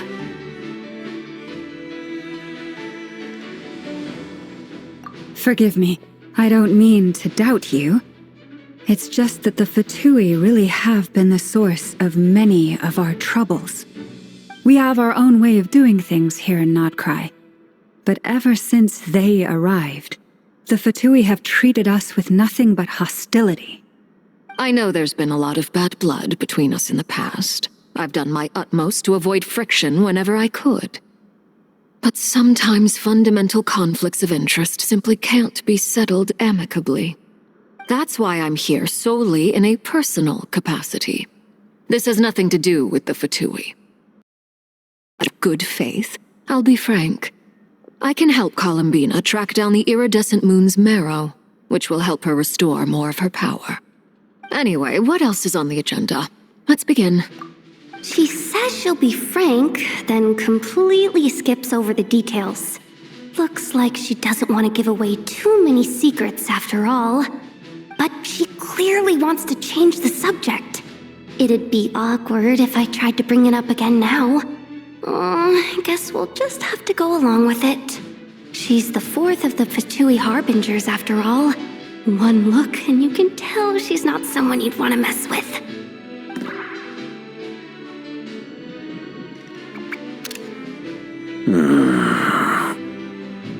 Well, since Miss Arlecchino sounds confident in her ability to handle that, we'll proceed to the next topic. Yehoda, time to share that top-secret intel. All right, listen up, everyone. First, we now know that Rerir was originally a Conrian secret agent whose primary mission was to hunt down and assassinate the so-called Dregs of the Crimson Moon. The Dregs of the Crimson Moon? Mm-hmm.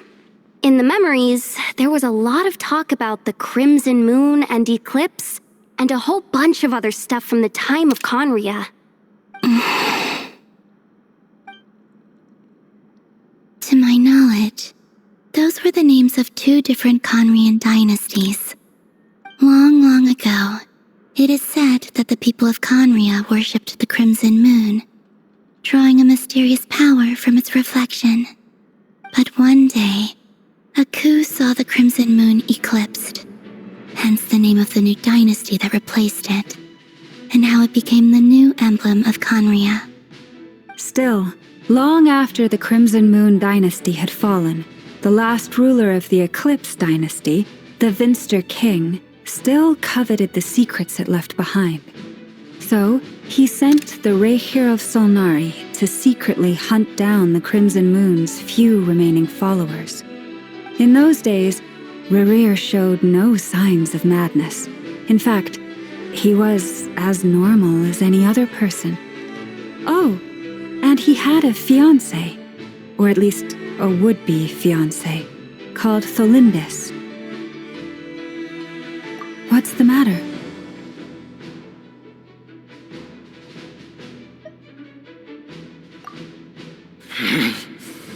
Verfnir, Rheindaughter, Flinders,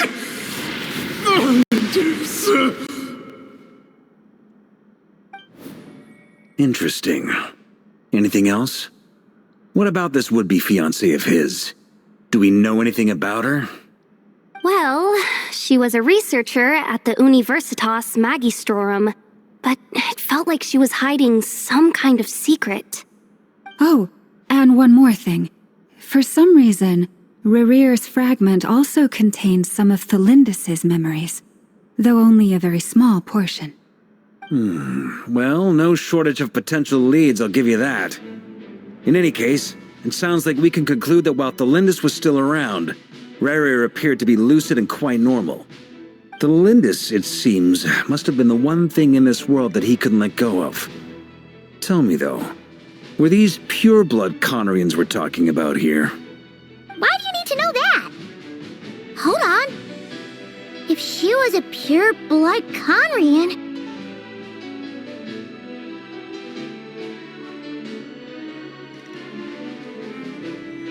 Oh yeah! Just like how it was with the captain! If we could somehow find her, do you think there's any chance Rerir might regain some of his sanity? It's possible, but it would take a miracle. We can't pin all our hopes on that. That merchant who Nefer knows, Dori Sangama Bay. Maybe we could hire her to look into it. All right, then. Let's keep working in our separate teams. Traveler, Paimon, Kutar, and Miss Arlecchino will go look for the iridescent moon's marrow. As for the others... On the way over here, I noticed that the Wild Hunt monsters had grown even more frenzied in their search for Kutar. At this rate, the people living here will be in grave danger too. So I'm thinking of gathering together some of our followers to go wipe them out. I'll head back to the curatorium and meet up with the boss. Feels good knowing we've all got something to be getting on with. Given that the Wild Hunt has been a lot more active lately, the Lightkeepers have likely begun their own operations too. If that is the case, someone will need to pass the news on to Flint's. I'll hold the fort for now. Then discuss our next move with Flints, Aino, and Anefa when they get back. All right then. Well, the clock's ticking. If that's everything, we'll be on our way. We'd better get moving too. We'll try to buy you as much time as we can. Relax. Just do your thing. Now, I decided to call in some backup since things are getting so hairy. Our reinforcements should be here any minute now. Stay safe, everyone. Dismissed.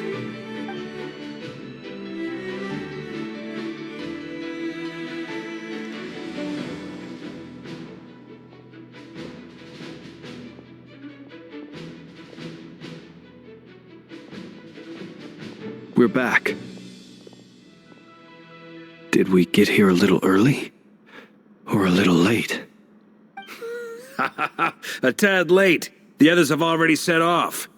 To summarize, our resident moon goddess has found us a new ally, and Boss Nefer has uncovered some promising info. Everything going smoothly on your end? Not great. I don't know how long we can stall them for. The decoys are getting taken out way faster than we imagined.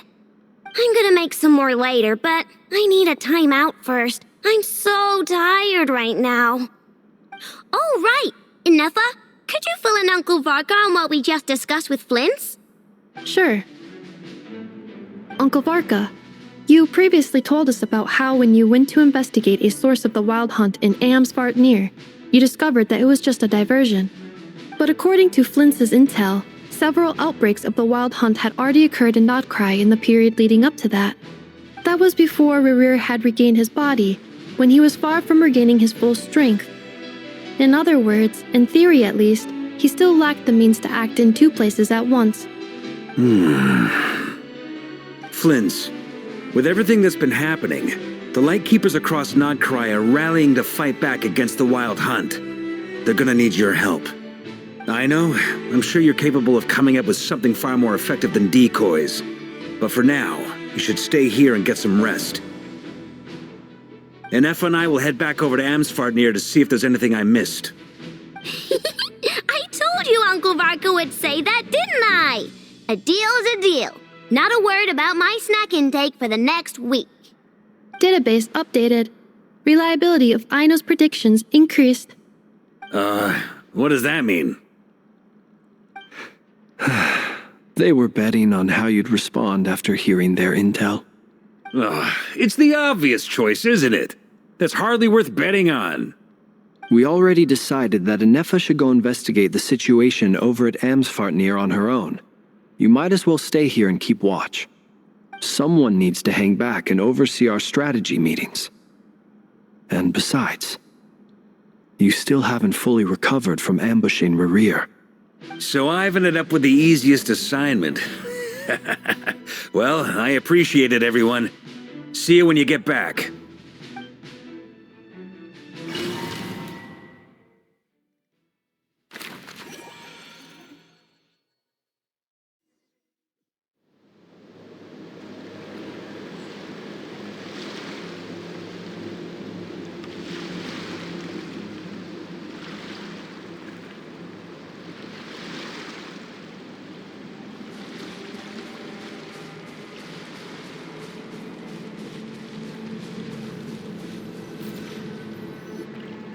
Here, this will serve as a good spot to cross over. Arlecchino, hold up a second. Since you brought us all this way, would you mind telling us what you've got planned?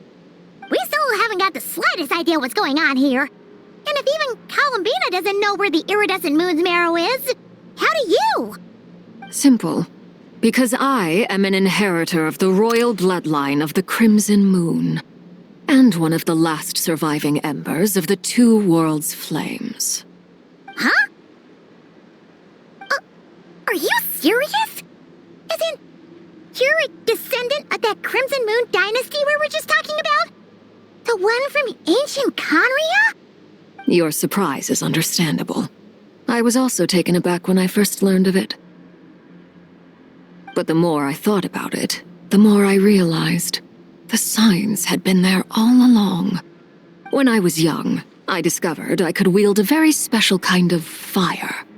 It coursed like blood through my veins and smoldered away inside my nerves. What's more, whenever I experienced strong bursts of emotion or drew too deeply on this power, it was like some kind of presence within the fire would begin to gnaw away at me, consuming me from the inside out. Exactly. That is why my hands are like this, too. At first, I saw it only as a curse, but once I became a harbinger, the jester apprised me of the truth. Together with my own investigations, over the past few years, there are several things that I have gradually come to understand. For instance, take the so-called Crimson Moon. In truth, it is nothing more than the shattered remnants of the iridescent moon, fused with the abyss to prolong its lifespan. Since this blood flame was bestowed upon me by the Crimson Moon, it is a fusion of the iridescent moon's former power and the corruption of the abyss. You all understand the nature of the abyss well enough. I draw upon its power, and in return, it hungers for my soul.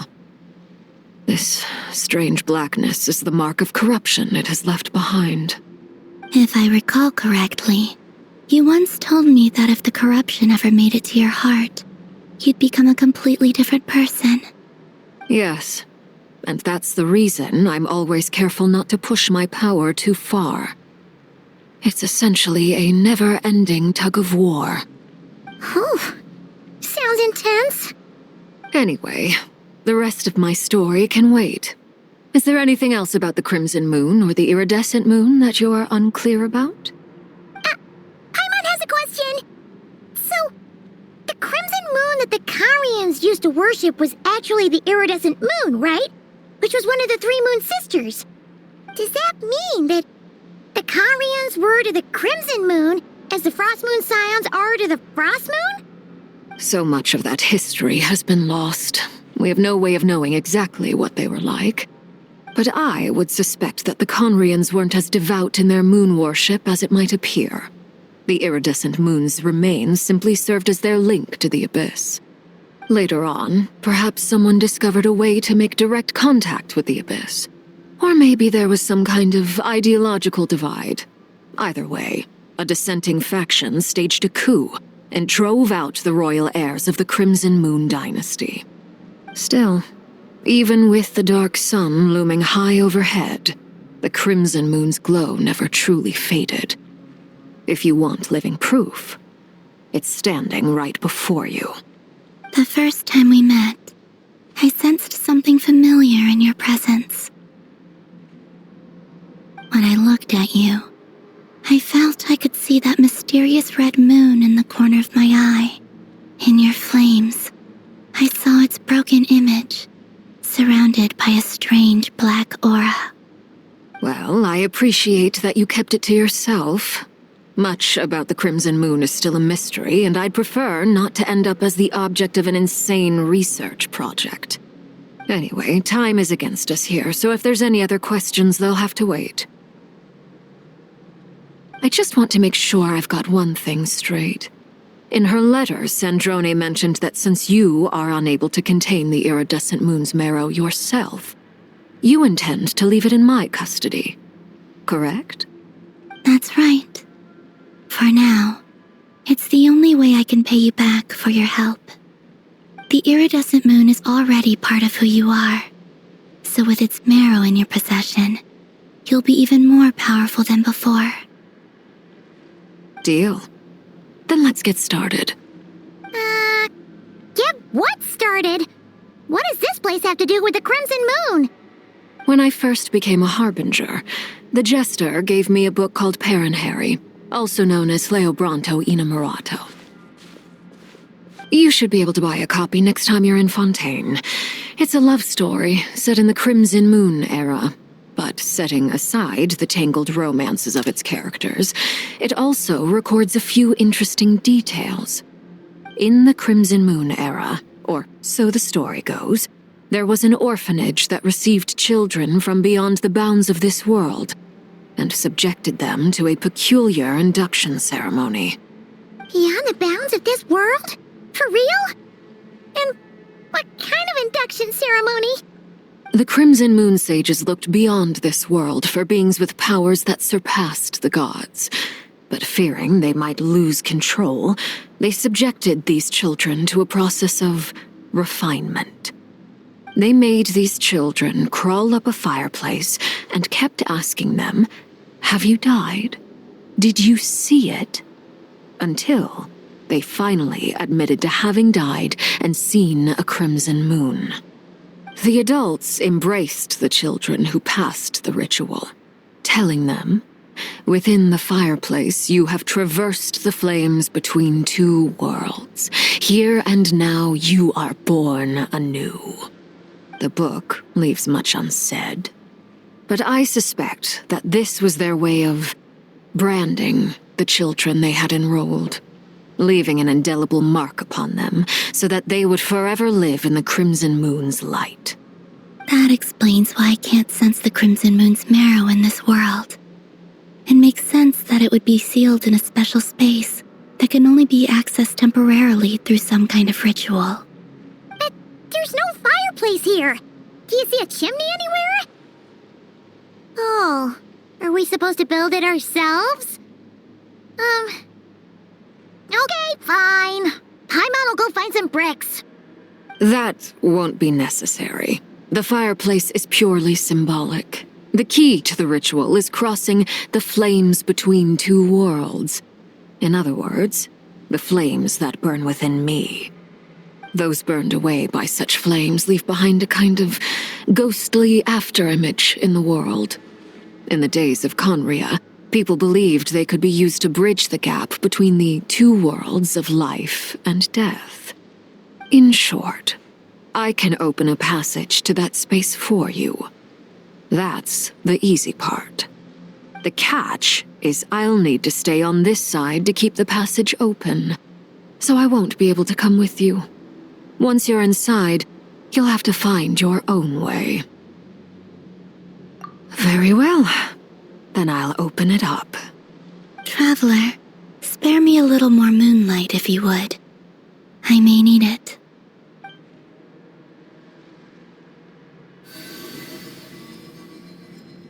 Thank you. I feel like I've recovered some of my strength now. It should be enough to move us across short distances and confront whatever dangers might await.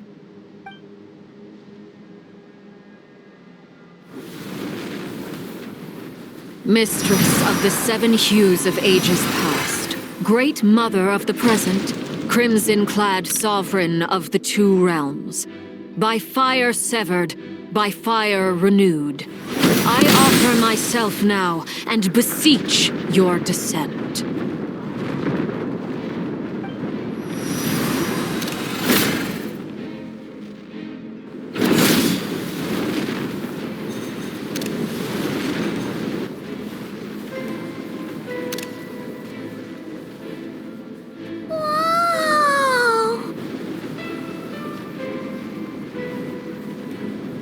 One word of advice as you're crossing over. No matter what voices you hear, do not answer. Got it! I sense a sinister gloom inside, but also the familiar light of the moon. I feel that I am about to meet an old friend who has changed beyond all recognition. All right, let's go.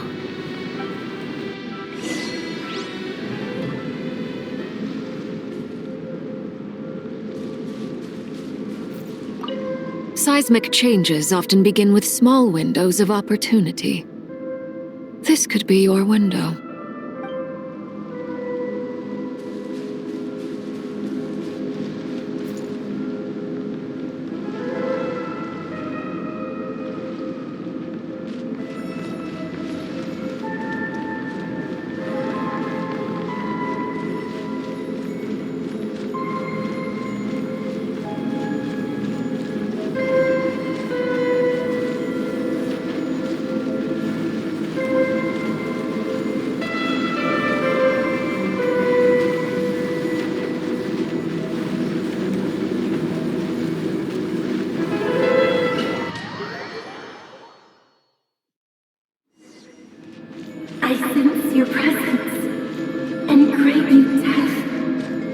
birth.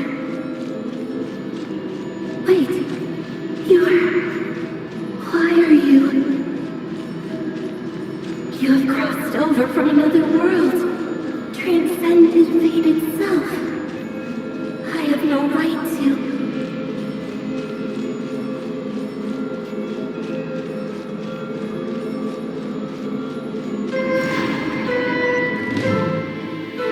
Hey! Look up at the sky! A red moon! This must be the spot, right? Is that the abyss? It's practically filled the entire place! What now?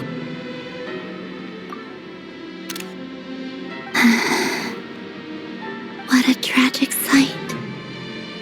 Fragments of your broken body, seized by the abyss and hung up aloft like mummified remains. Iridescent moon, was this truly what you wished for?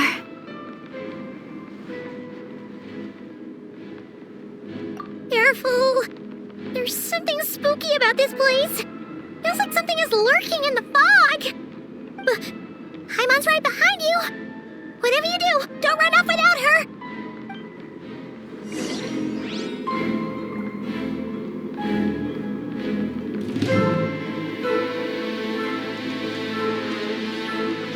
By the way, Kalambina, didn't you tell us that the iridescent moon had shattered into pieces? The moon up there looks pretty whole to Paimon. How is that possible?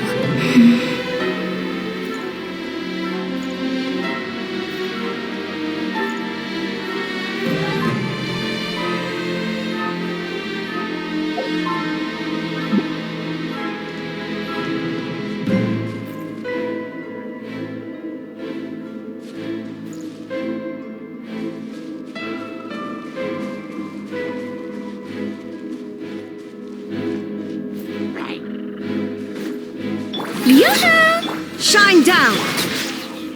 Stabilize!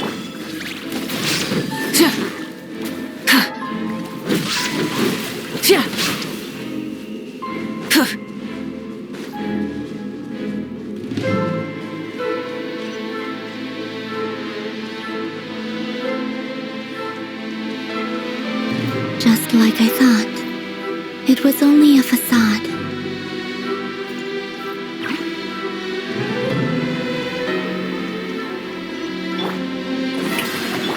There is no escape! Burn it down!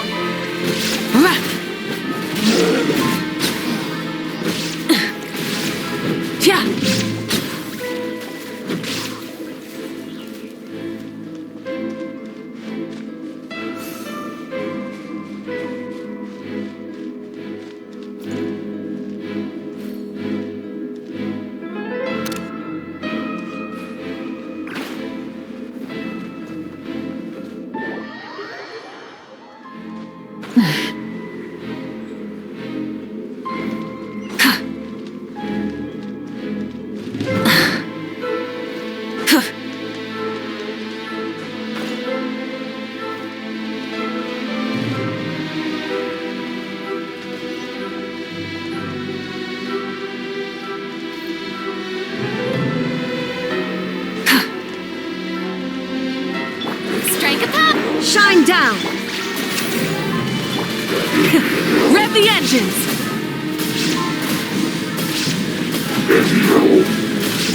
Incinerate!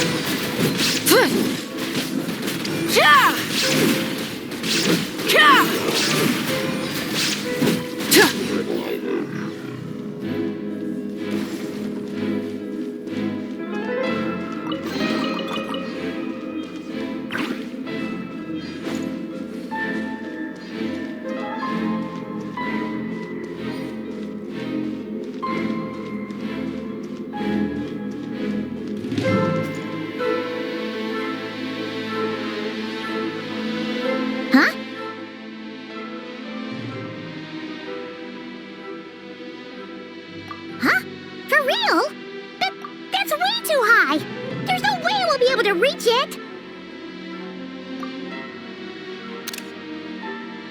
No. I'm not sensing anything up there. It's coming from under the mountain. Let's see. the water! Wait, see that? Looks like a mechanism of some sort. Let's check it out!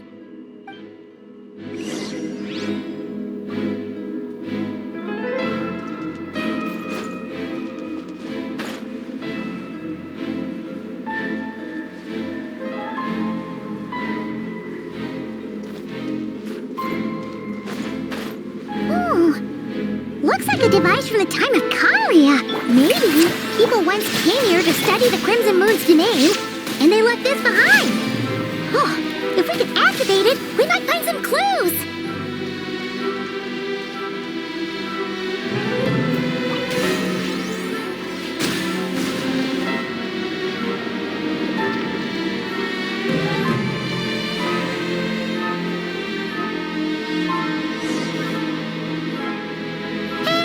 Look at that! Now that the mechanism's running, the shadow in the water looks different. Do you think these mechanisms might be the key to unlocking the secret? Let's try to find more of them! Felindis, we'll leave the rest of the research in your hands. We'll be heading back now. I hope this isn't ruining date night. Ugh. Mind your own business. Just leave me some snacks on the table. Felindis? Is that Rerir's girlfriend? How come we're hearing her voice here?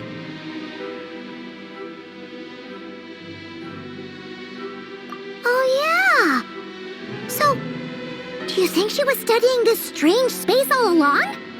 The Abyss has made this space extremely unstable. Maybe that's why some of the things she said and did were preserved here. Like echoes. Or after images. Whenever I see this view, it takes me back to a poem from my childhood. Waning moon, oh lifeless damsel, weeping on the mountain crest. Mourning still in wistful tone, her fragile soul now laid to rest. For me, of all people, to be here investigating the mysteries of the Crimson Moon space, is it a coincidence or something more?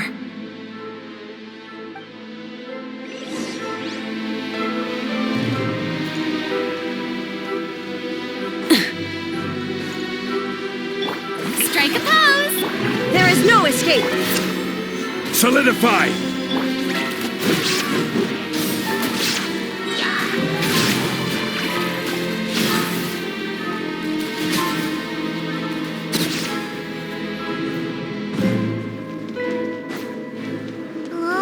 Looks like the Abyss has messed up this mechanism. We need to find a way to get it working again. Let's see if there are any other devices nearby.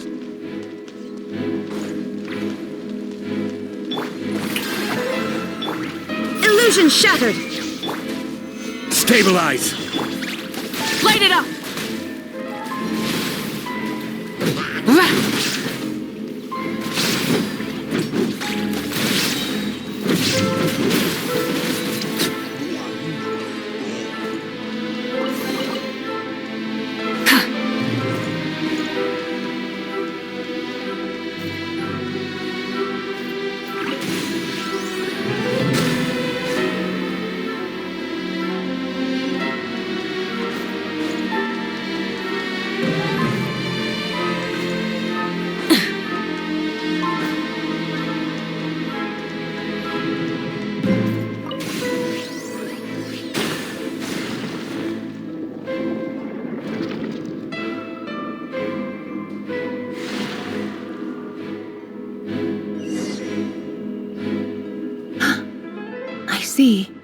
So the moon marrow, or rather the power of the 3 moons, is the key to unlocking. If it really does exist, then maybe this madness can finally be put to an end.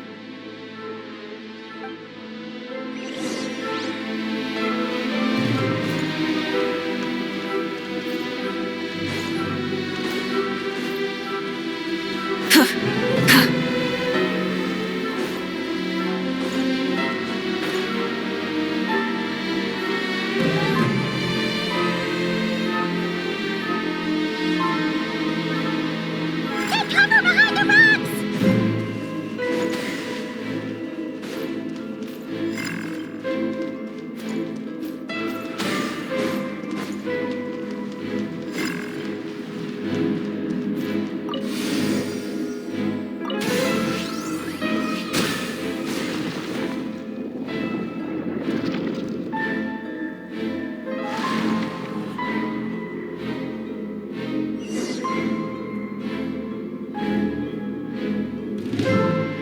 With the Abyss inhibitors in place, I should be able to access the chamber with the moon marrow.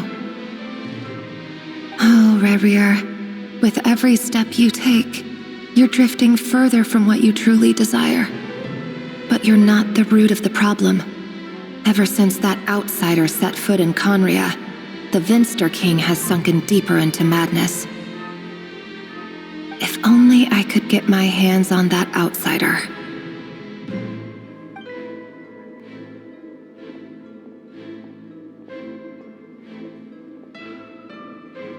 Hey look! The moon's reflection is back to normal! Melendez's voice mentioned a chamber with the moon marrow. Do you think maybe it's hidden in the moon's reflection? It must be.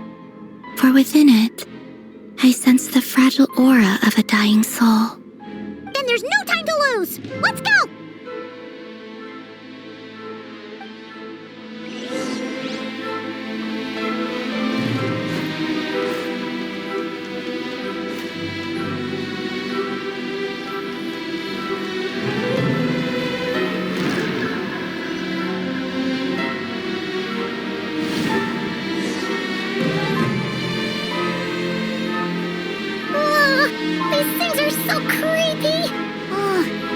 Looks like we'll have to destroy them if we want to get to the iridescent moon's marrow.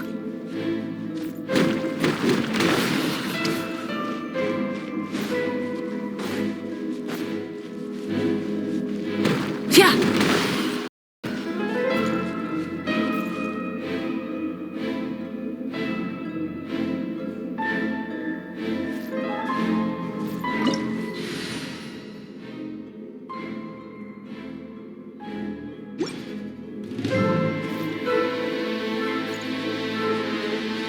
That must be the iridescent moon's marrow! Oh, but we'll need to destroy these things before we can reach it!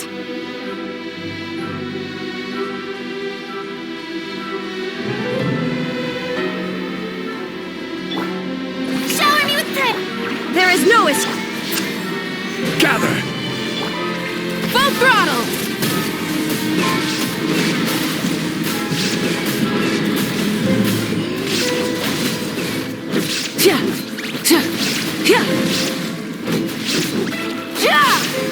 Time to buckle.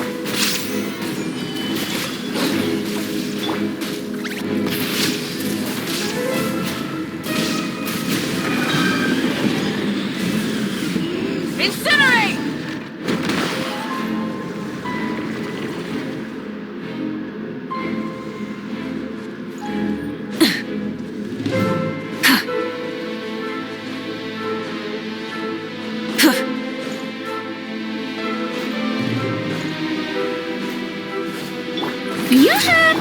Shine down!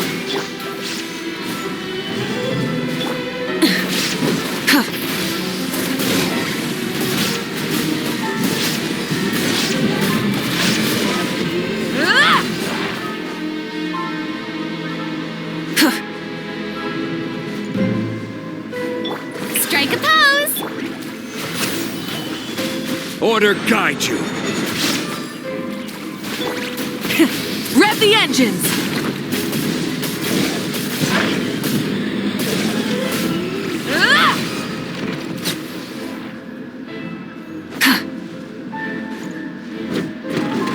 Hang in there! We're so close!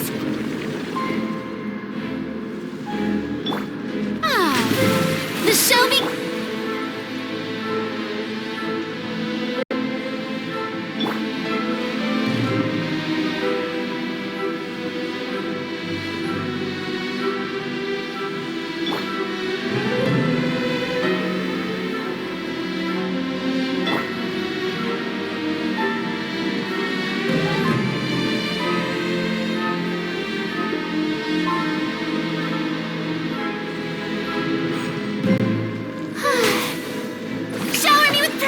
Illusion shattered! Solidify! Try and stop me!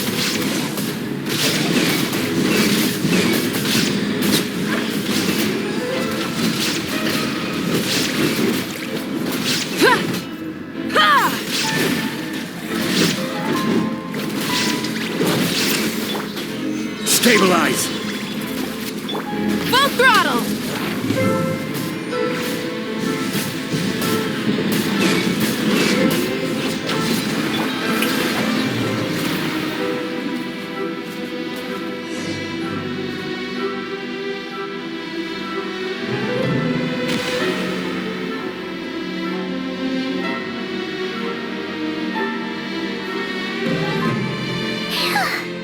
We finally did it! The iridescent moon's marrow, still burning away like an undying flame, yet now contaminated by the abyss. It has taken on a new form entirely. If we can purify the abyssal power within, we should be able to obtain its untainted essence.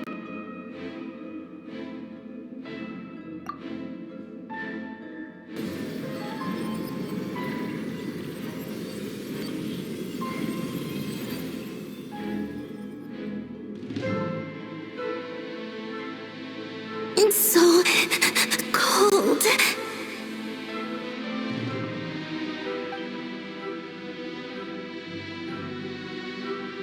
Is it you? Are you here? Huh? Are you talking to us? At long last, I can see you once more. Our fates have crossed, and I am finally free. I'm sorry, I lied to you. Even knowing what was to come, I still couldn't let go of the fear in my heart as death drew near. The moment the moon shattered, my body began to split apart piece by piece. Like I was being cut into pieces by 1,000 blunt blades. My thoughts scattered as the cold crept in. But I could not bear to fade away like that. Tell me, what was it that brought you to us all that time ago? If only I had possessed your courage, then I might have been spared this torment more painful than death. You look so puzzled. That's how I felt too when I first saw you. But trust me when I say that everything happens for a reason. Farewell, Hypo.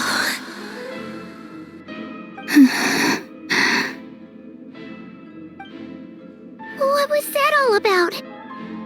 Was that the goddess of the iridescent moon? Oh, it sounded like she was speaking to a long-lost friend. But none of us have ever met her before, right? Perhaps.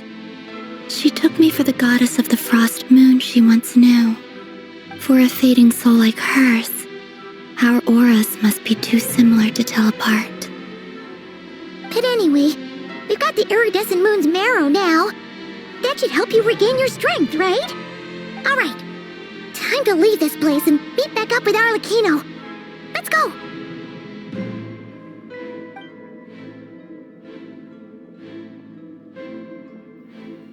That's odd. This place looks different than when we came in. Waning moon, oh lifeless damsel.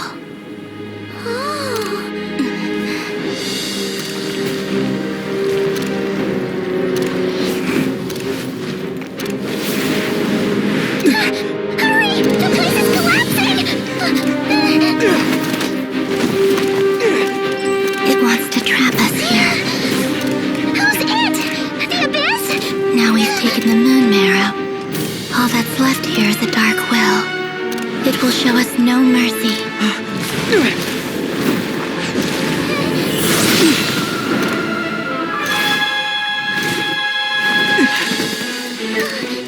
Give it back! The crimson moons! My marrow! My heart!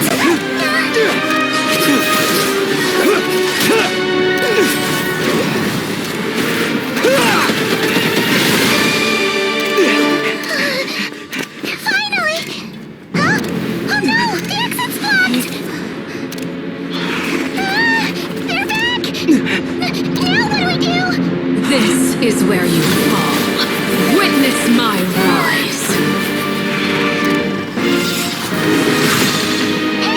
What are you waiting for?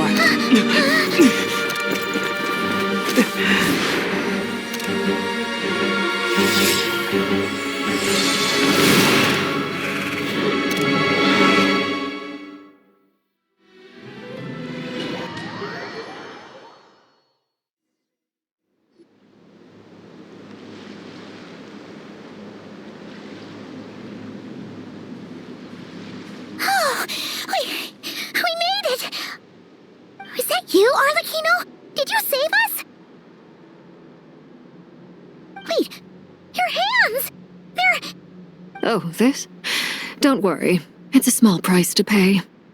The Abyss wanted to trap you inside, and I defied its will by bringing you out. No wonder it's a little angry.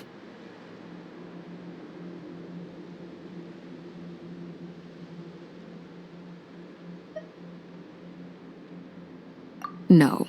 I have paid the price, albeit a small one, and it cannot be undone. My hands have already fused with the Abyss. Purification would simply destroy whatever's left of them. But surely... Oh... We're so sorry, Arlecchino. Paimon can't believe you'd make a sacrifice like this for us. As much as I'd like to call it a favor, the truth is I was simply holding up my end of the deal. Well, Columbina. Yes, you did your part. And as promised, I will leave the iridescent moon's marrow in your care. From this day forth, may the two worlds' flames burn ever more brightly.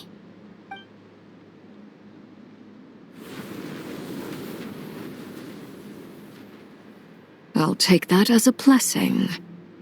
Now, Columbina, give me your hand. Accept this moonlight I offer in return.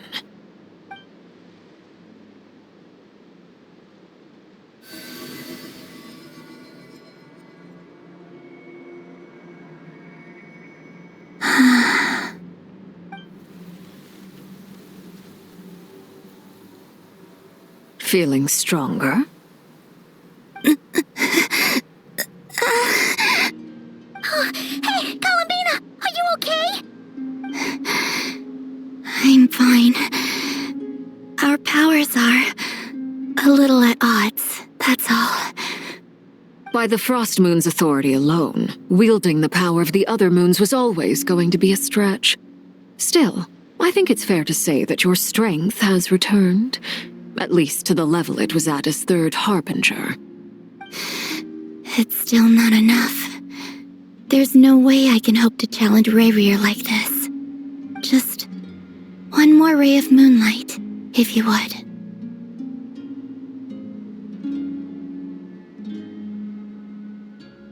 It's okay.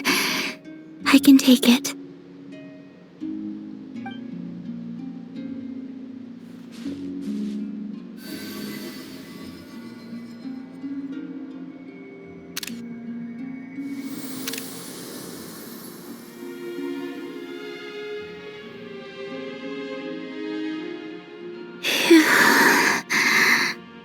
How about now? Fighting fit? At the very least, I won't have to stay hidden like before. I want to see him gone from Nod-Krai. The Rerir of Solnari and his wild hunt must be sent back where they belong. Well, it's good to have something to aim for. You certainly seem more alive now than you did earlier. When I first met you, you didn't strike me as a ray of moonlight. More like a wisp of fog drifting in from who knows where, ready to scatter at the first sign of a breeze. But now, you're full of vitality, just like the Frost Moon, once the brightest of them all. May you keep shining, Columbina. This is who you are. Thank you. Look after yourself too, Arlecchino. I know you have plans of your own, and that's why you're always seeking to grow stronger. But whatever you're after, don't let the Abyss take a hold of you.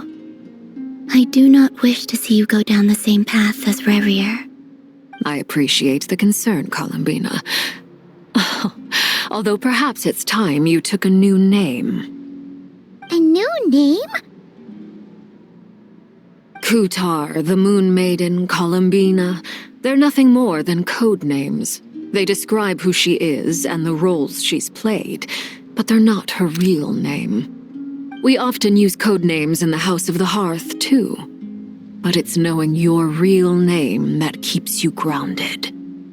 Up till now, you've been living a wandering life, so you've probably never really cared. All I'll say is this. Once you've defeated Rerir, give it some thought. All right, that's it from me. I'll get you back safely first, then go meet up with Sandrone. You're the best!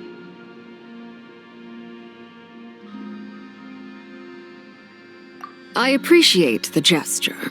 It speaks to your good character. Anyway, let's get going. There are more urgent things to do right now than trade compliments.